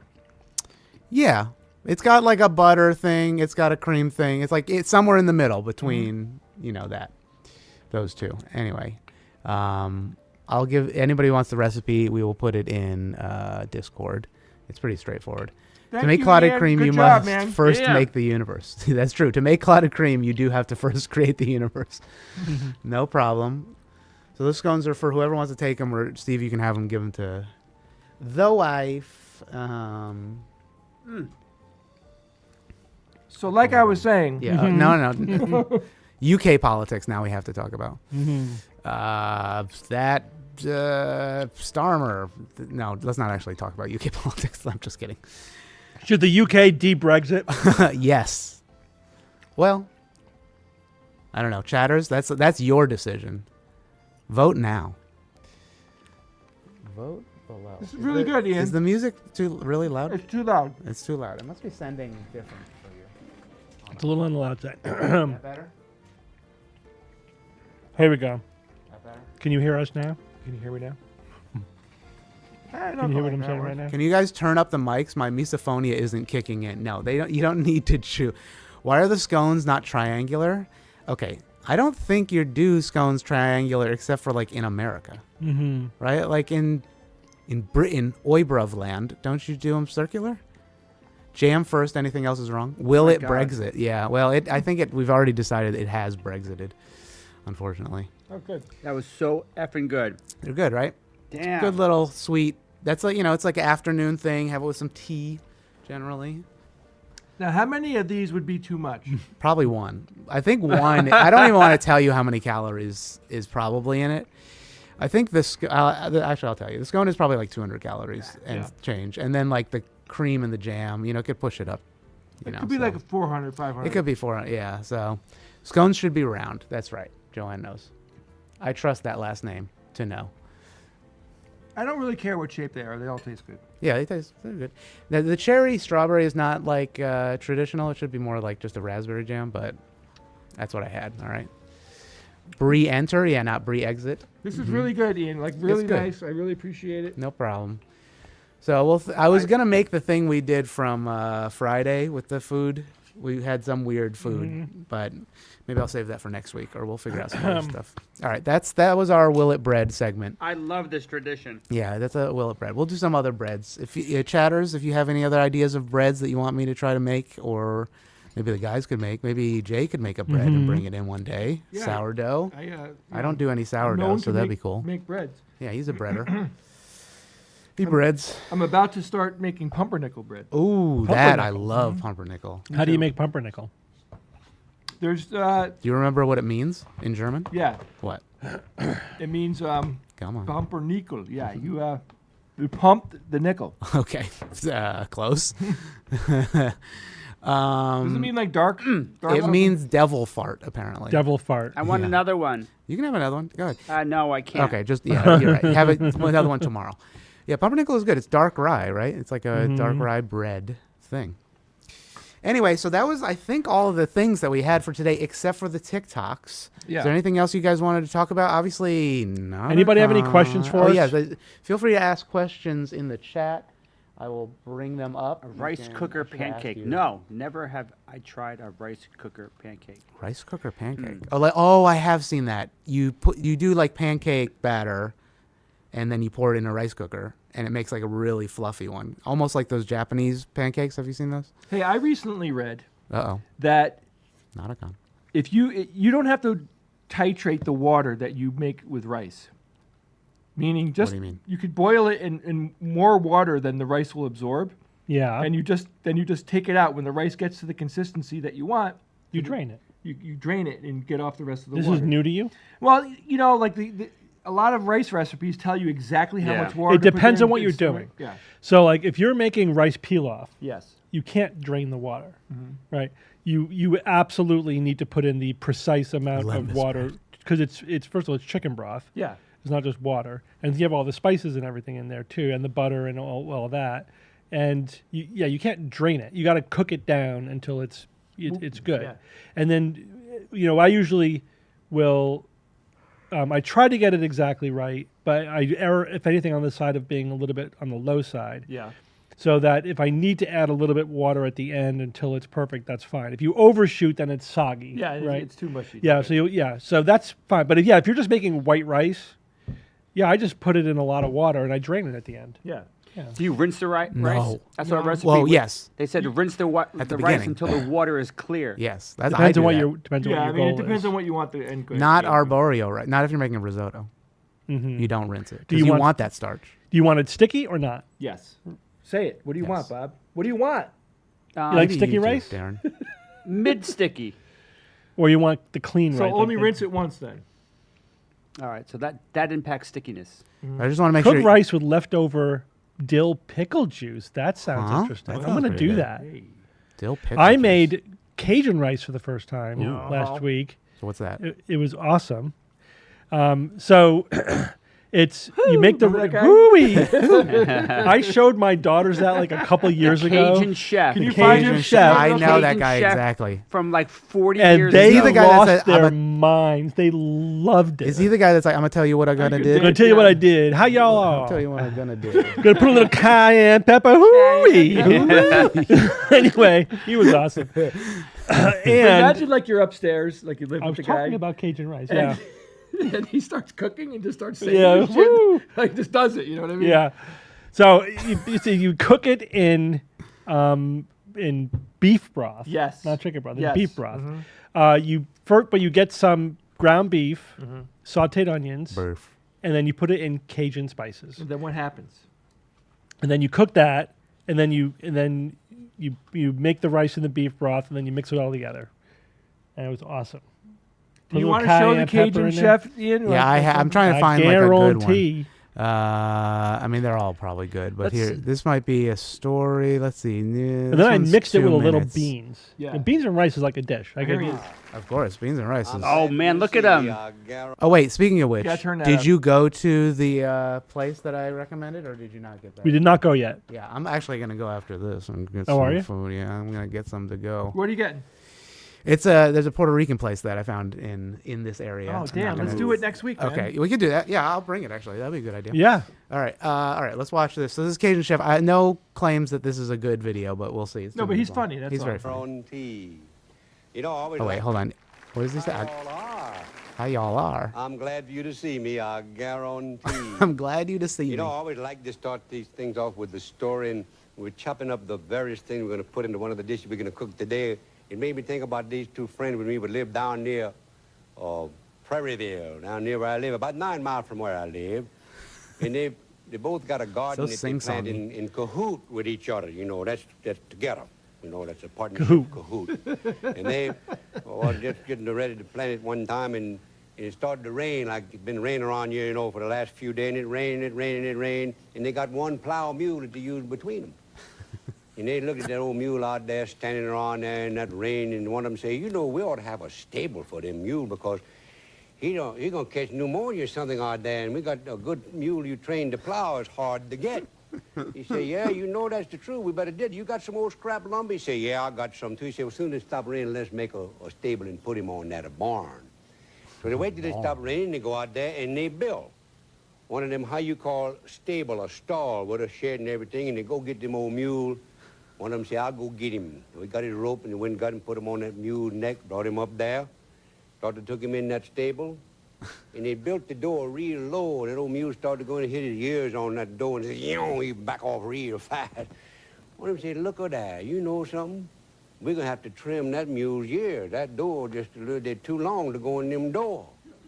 One of them say, you know, you rat, you got a straight razor? He said, oh, yeah. He said, go get, I got some axle grease, and we'll trim them ears right now. Well, he go get his straight razor, and other go get his axle grease, and he brought it back there, and they get the mule, and one of them got that mule about a year biting on, trying to make him stay still. And one of them nephew walked up. Jesus He Christ. said, what y'all trying to do there, huh? Oh, he said this mule's ears is too long for them door to go in there, and we're going to trim his ears a little bit so he can go in there. The payoff can't be good enough. If you say, well, wait just a minute, all you got to do is just dig a little hole. They say, well, thank you very much. And he walk off. He get out of earshot there, and his uncle say, you know, that's a good boy. He been to Mississippi State now for 4 years. And they don't taught him you got to dig you ain't got to dig no hole to trim a mule's ears, I'll guarantee. Guarantee. Now, What? That's what I was afraid of. I missed it. I thought this was a cooking show. Yeah, I don't know. The audience liked it. That was a payoff. But check out that set because that's classic. That's very 80s. Mm-hmm. 80s or What 70s year even, was maybe. Yeah, that was probably late 70s, early 80s right there. Let me see if I can find Cajun Chef funny.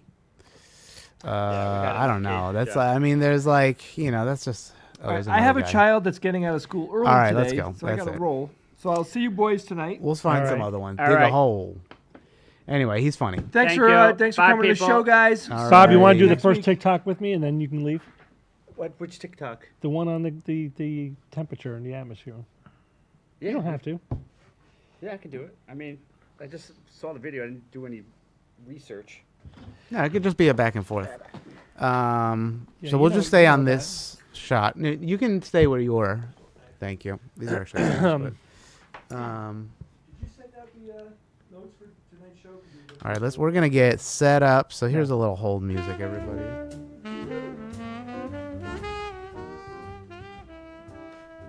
We're gonna get set up for these TikToks real quick, everybody. Actually, you know what? I have to basically not set up. Actually, Have I talked about Aphantasia before? Yes. Yes, I have. We've talked about it on the show several times. Bob, actually scooch yourself to the right. To my more. right. Yeah, you could be Basically, more there. Aphantasia's Gotcha. decreased ability to have a mental image of things, right? To imagine things. Some people are unable to conjure a mental image of what they're thinking about, and that could interfere with their ability, for example, to like enjoy a novel because they can't imagine what they're reading. And a lot of people have aphantasia and don't realize it, meaning that they think that everyone is the way they are. They don't realize that other people can imagine, can have an internal movie or image of what they're thinking about. Which is always interesting, just neurologically. One of the ways that you could tell if something is congenital, right? If people were born with their deficit, is that they don't realize it. They don't realize they have the deficit because that's normal for them. Which one did you want to do with Bob? The pseudoscience one. The atmosphere one getting colder. Oh, yeah. Sorry. Okay, cool. So let me see if this one looks okay with this. Yeah, this fucking guy. All right. We'll do it like that. All right. All right. You can keep asking questions, chat, while I get set up. Almost done. Wednesday. Yeah, the inner monologue is a distinct problem from aphantasia. Some people cannot hear words in their head. You don't have to have them together. You can have one without the other.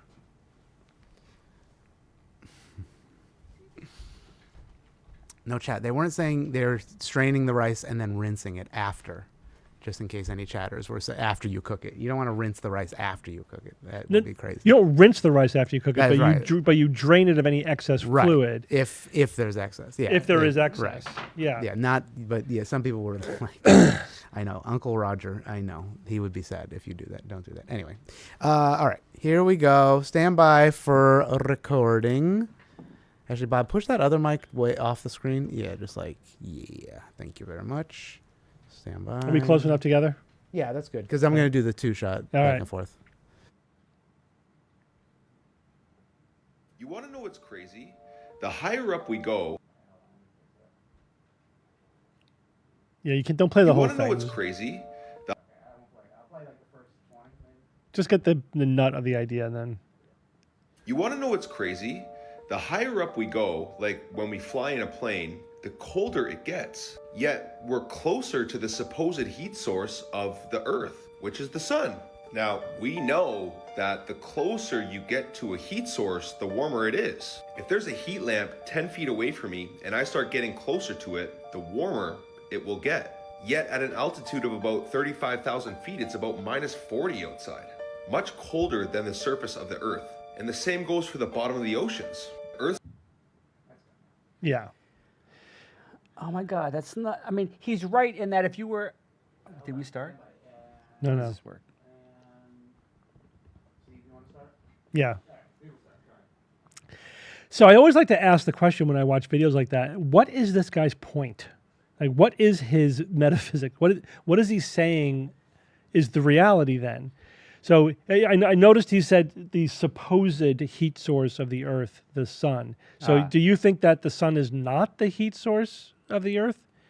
Then what is it? He's also saying that the Earth is not the heat source, right? He's trying to say that the center of the Earth is hot and it should be, then why does it get colder when we go closer to it by going deep into the water?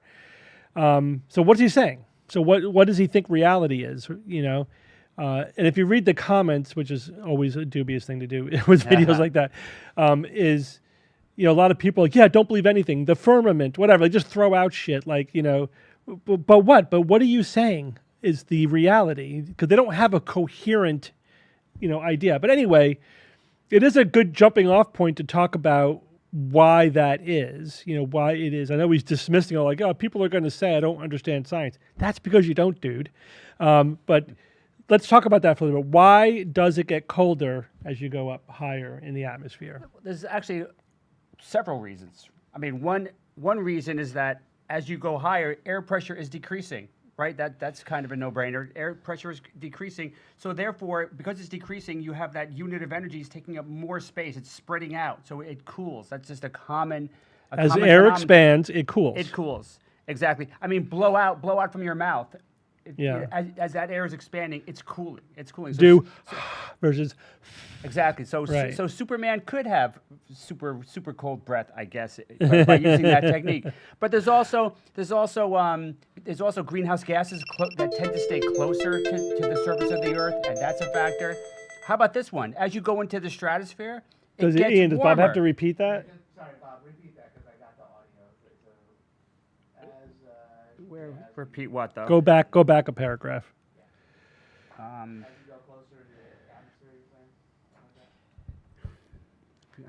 I don't know where the cutoff was. Just back up. Okay, so but how about this little bit of information? As you go into the stratosphere, it actually gets warmer because the UV light is hitting the stratosphere, and that's increasing the temperature. So how would he explain that? The temperature only goes down in the troposphere. Troposphere, the lowest layer. Right. That's where we live. But then you get to the stratosphere, and it increases because of the ozone is now trapping more heat. UV is implicated in there. Then you get to the next one, which is what, the mesosphere? Is it exosphere? No, exosphere is the last one. beyond? And temperatures go down again. But then you get to the thermosphere, where it gets really hot. It can get to hundreds, thousands of degrees in the thermosphere, but it still feels cold because there's a difference between temperature and heat, right? So temperature is essentially the average amount of movement of each air molecule. But if you have very few air molecules, even if each individual one's moving a lot, that's very little heat. And if you were in the thermosphere and it's 1,000 degrees and you feel cold because there isn't a lot of air to transfer heat to your body, but you'll still be radiating away heat, so you will feel cold. Just like in space, if you're in space, it could be really hot if the sun's directly, beaming on you. Right. Yeah. But without that, it's freezing because there's no air to transfer heat to you. Like the corona of the sun is similar. It's got a very, very high temperature, like crazy high, millions of degrees, but very low heat. Right. But the other thing about what the guy's saying is, doesn't it get hotter when you get closer to a heat source? Yeah, that's why Mercury's really hot. That's why lead will melt on the surface of Mercury. That's why Venus, also hotter than the Earth, there's also the runaway greenhouse gas effect there. Then the Earth is warmer than Mars, and then the outer planets are cold, and Pluto is an ice ball, right? So as planets get closer and farther from the sun, they get warmer. The closer planets are warmer, the farther planets are cooler. The difference in distance to the sun, assuming like it's noon and you're going straight up, which is another thing, you're not always necessarily going towards the sun when you're going up in the atmosphere, depending on where you are. But let's say even if you are, it's insignificant. It's like 93 million miles away, average, plus or minus 1 mile. It's insignificant. So no, you shouldn't expect to get warmer just because you're getting hundreds or thousands of feet or even miles closer to something which is 93 million miles away. So that's just silly. Now let's go in the other direction. Why does it get colder when you go deeper into the ocean, despite the fact that you're getting closer, again, insignificantly, to the center of the Earth? That's a very simple answer to that question, because cold water is heavier than warmer water, right? So cold water sinks. It's heavier until you get to about 3 to 4 degrees Celsius. It depends on salinity, right? So it's variable. But at that point, the water begins to crystallize, and so it gets lighter. And so that's why ice floats. So at the bottom of the ocean, it's going to be that, 2, 3, 4 degrees Celsius, because whatever the temperature is of water when it's at the heaviest. That's it. Cooler water is relatively heavier than relatively warmer water. Same thing with air. People say, what heat rises? Heat does not rise. Heat has no inherent tendency to move toward or away any gravitational field. Warmer air is relatively lighter than cooler air.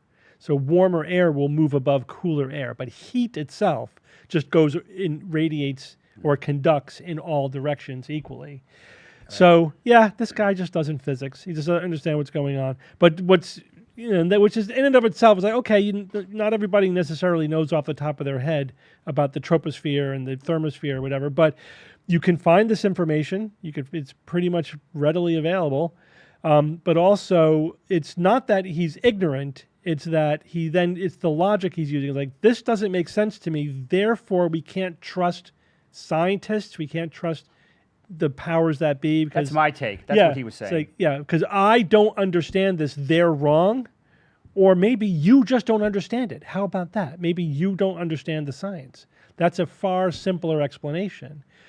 But it is always interesting to start with that and then say, well, what does science actually say? What do we know about this? And it actually makes perfect sense once you actually understand even a little bit of the science. And it's fun. Okay, All very right. good. All right, We'll stop Steve. that one. All right, man. That was good. That was fun. Cold sun. Called cold sun. But Bob, you're getting closer to the sun. Right. It's a round-off error. You're still 93 million miles from the sun. A millionth whatever. of a percent closer, Yeah. and you're expecting, oh, my temperature gauge isn't going up. Yeah, I think this guy is just completely anti-science. Yeah. All He's right. just a fucking moron. Hey. All right, Steve. All right. See you tonight. Bye, people. Boop. Bye. Everybody say bye, Bob. Chat. Yeah, profound lack of humility. That's always Sir? the case. That is always Okay, the good, do case. it. All right, I'm gonna play some music while I set up the TikTok. The lack of For real. humility. I do wonder if it's partly a generational thing as well. I think it's part of the democratization of information idea. It's that all ideas, all beliefs are of equal value. So if I believe something for whatever reason, like I have just as much right to spout that on social media as anybody else. The lack of quality control, they confuse that with reality, right? They think, well, there is no quality, right? It's like, no, there is quality. There's just no quality control. And not all beliefs are equal, you know? Some are more really logical dumb. and evidence-based than others.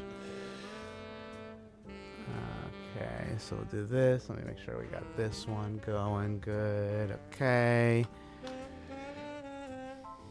And then we'll do this guy next, maybe. The spinach guy. The spinach Wanna guy, do this sure. guy?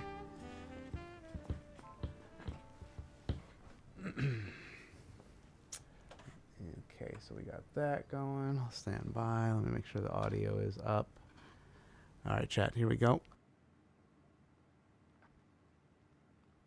Which, by the way, kale and spinach are not healthy for you at all. They're loaded with anti-nutrients, especially spinach. Spinach is probably the worst vegetable that most people eat when they're eating a healthy diet. Spinach has loaded with oxalates, creates inflammation in your gut. People juice spinach. Like, you want to stay away from spinach. It's one of the worst things you can consume. And almonds as well, by the way. Almonds are loaded with oxalates. It's something that I never eat. Almonds, almond milk, almond flour. Like, it'll create... Almond butter, I'm assuming. Almond butter, yeah. Ooh. Yeah, I would stay away from too much of that. Are you ready to go? Yep. So this is following a very similar, familiar playbook for these kind of videos where you identify a chemical, a substance in food that you say is unhealthy. Therefore, the food is unhealthy. You shouldn't eat it. It's nonsense. This guy doesn't know what he's talking about. Listen, yes, oxalates can bind calcium. They can bind some other minerals. And you know, if you have if you're somebody who has a problem with their calcium metabolism or you have kidney stones, you may want to avoid binging on high oxalate foods, but it's kind of hard to eat so much spinach that that's going to be a problem. That's the kind of thing, like if you have a problem with the oxalate content of your vegetables, that's something you're talking to your physician about. That's not something you need to avoid as a general strategy for having a good or a healthy diet. These are not anti-nutrients, they bind certain minerals. If you're having a normal amount of spinach or kale, you can even have a spinach and kale salad. That's fine. It's not going to adversely affect your nutrition. That's just silly. Also, to say, therefore, spinach is not healthy for you is ridiculous. Leafy green vegetables, especially dark green vegetables, are loaded with nutrients. They're extremely healthful part of your diet. You should be eating dark, green leafy vegetables as part of your diet. Absolutely. General rule of thumb, everything in moderation, right? Don't subsist on spinach, but who does? It's silly. Just have a varied diet. Spinach is great. Kale is great. Vegetables in general are great. Yes, if you want to look at the substances in any food. You can find things where in high amounts, if you were like really eating tons of this stuff, this substance, this chemical could be having this negative impact or this negative effect. Just don't live on it. Just don't eat tons and tons of it. But if you have a general varied diet, you're fine. You don't have to worry about the oxalates in your spinach if you have a general varied diet. The other thing is, like, it doesn't even mention the fact that, you could just soak it. If you do have kidney stones where you need to worry about your calcium intake or whatever, and you don't have to avoid eating spinach and kale. You can just soak it in water before you use it. Or if you're cooking with it, the cooking will pretty much take care of it, right? So just this simplistic approach of oxalate bad, oxalate in spinach, therefore spinach bad. It's ridiculous. You cannot understand nutrition that way. You shouldn't try to. If you follow that paradigm, there's nothing left for you to eat. Literally everything has something in it that in too high amounts, or if you were over-reliant on it in your diet, could have negative consequences. It's nonsense. Just have a varied diet and eat plenty of vegetables and plant material. That kind of basic advice is way better than all these gurus who focus on these individual constituents. It's just not a good way to do it. Alrighty, we did that. Okay. Yeah, it's kind of hard not to talk about Popeye with videos like this.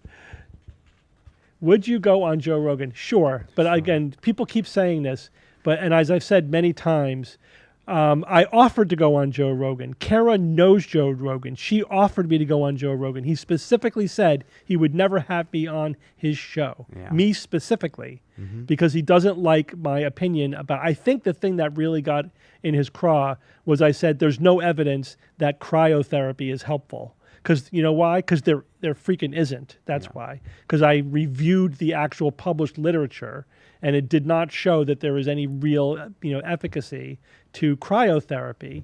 So I was like, oh, he didn't like that opinion, so I'm never having that guy on my show. Yeah, but you'll have a bunch of pseudoscientific freaks on your show, sure. Yeah. I don't think Joe is like the I'm trying to challenge my views guy No. he was before. No. Maybe he wasn't even then, but like there's other podcasters out there who are more maybe receptive to that maybe we could reach out to. But I'll still go on Joe Rogan if he relents. still, if he's like, sure, okay, whatever. We could talk about whatever he wants to talk about. I don't just talk about cryotherapy. Yeah. Whatever. But he has a few more- apparently he's not interested in some hard-hitting skepticism. Yeah, he's a few more thousand billionaires to talk to. Yeah, first. Oh yeah, Gavin. Yeah, let's not talk. We'll talk about that one. Listen, it's not like we're not trying to get me booked on other podcasts. Yeah. I mean, I appreciate the recommendation. If the you guys person know, the person you should be sending the recommendations to are Kelly and Jay, because they're the ones who are trying to book me. Yeah, we try to reach out, but sometimes it's hitting a wall. We don't have all the sway, but if enough people ping them about it. Yeah, maybe really, they'll you reach should out be to us. telling them, hey, you should have this guy on your show. Yeah.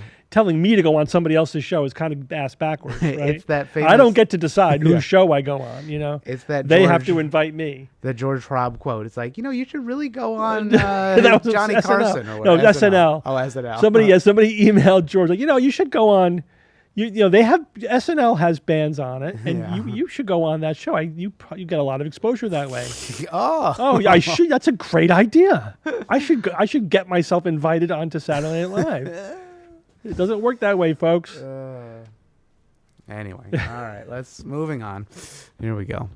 Picture in picture. This guy. This With fucking guy. magnets. Now it's an old video, as you can tell by the yellow of it. But certainly it popped up on the social media, so it's good. Yeah, Bob was a bit off. It's all right. I'll boost it. Here we go. Stand by. What's this bracelet? I always watch you very closely because I know everything has a meaning. This is $4,000 worth of magnets. This is on my arm. Okay. This is, Why are you wearing $4,000 worth of magnets? Not $4,000, 4,000 Gauss. Oh, okay. The magnets they're magnetizing my blood as it flows underneath my veins. Okay. That will boost and I also take monatomic gold. That will boost my blood energy not pressure, to a point where bacteria and all can't very successfully live in it. This also helps my brain to function on the different octaves. I can go into different states because you're getting more magnetism than most people do. Magnetism works with the pineal gland, the pituitary gland, and the hypothalamus. It works with the planetary field. The electricity short-circuits you, and when you get this alternating current, you can't think straight. It begins to slow down your body's ability to function and your brain's ability to concentrate, especially your psychic power. So in the So magnets will help your psychic power. That's what I got from that video. That's, everything the guy's saying is just scientific gobbledygook. I don't even know, really, it's hard to even make a coherent point out of it. He's just throwing out terms that don't really make any sense. But let's just try to pull out some specific claim on there. So first of all, your blood cannot be magnetized, right? Kind of a related claim that I heard. I was wondering if he was going to go there, but some people, of these snake oil devices will say, the magnets improve the blood flow, right? Because the iron in the blood is attracted to the magnetic field. It's like, well, the problem with that is that the iron in your blood is not ferromagnetic, right? It's not in a form that responds to magnetic fields. You can't magnetize your blood, right? It does not magnetize. It's not a property of even the iron or anything in the blood. And then everything else he says gets into like more just pure pseudoscience, So no, it doesn't improve blood flow. It doesn't improve the energy of your blood. What does that even mean? What energy is he talking about? No, it does not have any effect on your ability to fight off infections. That's a function of your immune system, not this vague, energy in your blood. No, it doesn't affect brain function. The idea that your pineal gland has something to do with the magnetic fields of the earth or whatever, that's just pure nonsense. So, and then of course at the end he says it helps your psychic ability. Now he's just getting into pure magical thinking. But I did want to talk about this specifically because this idea that magnets are useful for health is hundreds of years old. It's as old as our popular understanding that magnets exist, right? And even 200 years ago, there was a healthcare scientist who had to write a book debunking all of the magnetic device pseudoscience that was out at the time. And here we are 200 years later, 250 years later, same thing. Same stuff is going on. Same claims about magnets are somehow magically, lending their energy to your body and your body's going to be healthier or function on some higher level. Maybe they do some hand-waving arguments about blood flow or whatever, but that's been studied, actually. It has no impact on blood flow. Again, the iron in your blood's not ferromagnetic. This is just pure pseudoscience.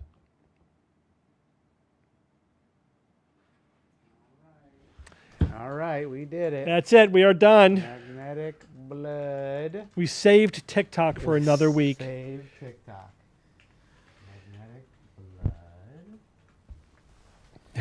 Somebody on Patreon recommended that we interview Hank Green or his brother John Green, who has a book coming out next week.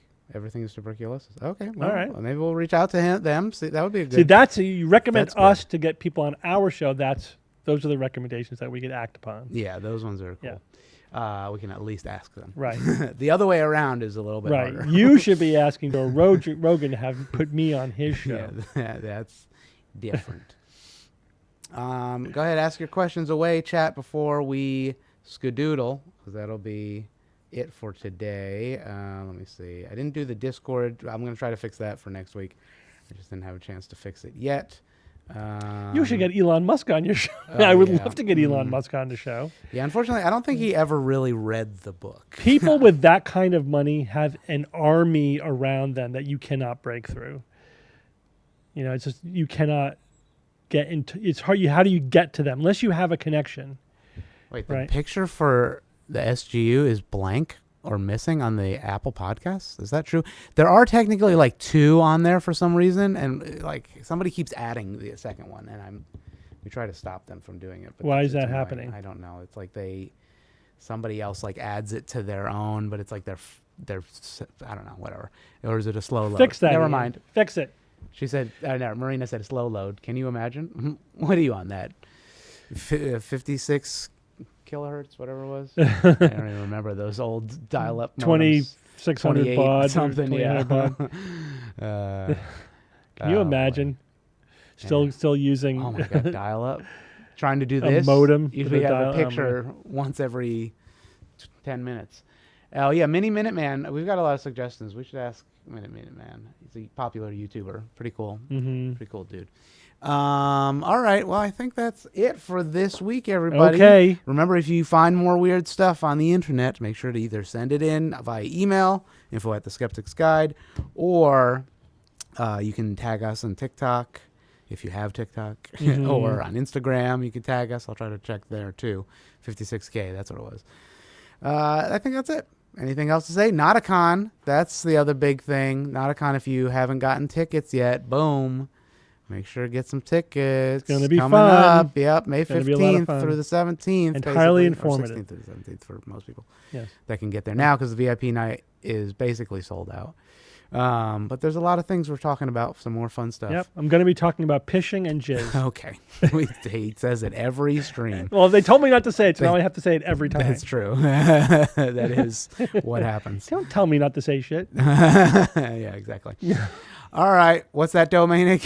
You're just making me have to say it. Nauticoncon.com. Nauticoncon.com. Nauticoncon.com. All right, everybody. Here we're ending it. Bye. Bye-bye. Music. Thank Here's you, Zen. Ian. No problem. Bye-bye. Here's your moment of Zen. Actually, that's not true. Oop.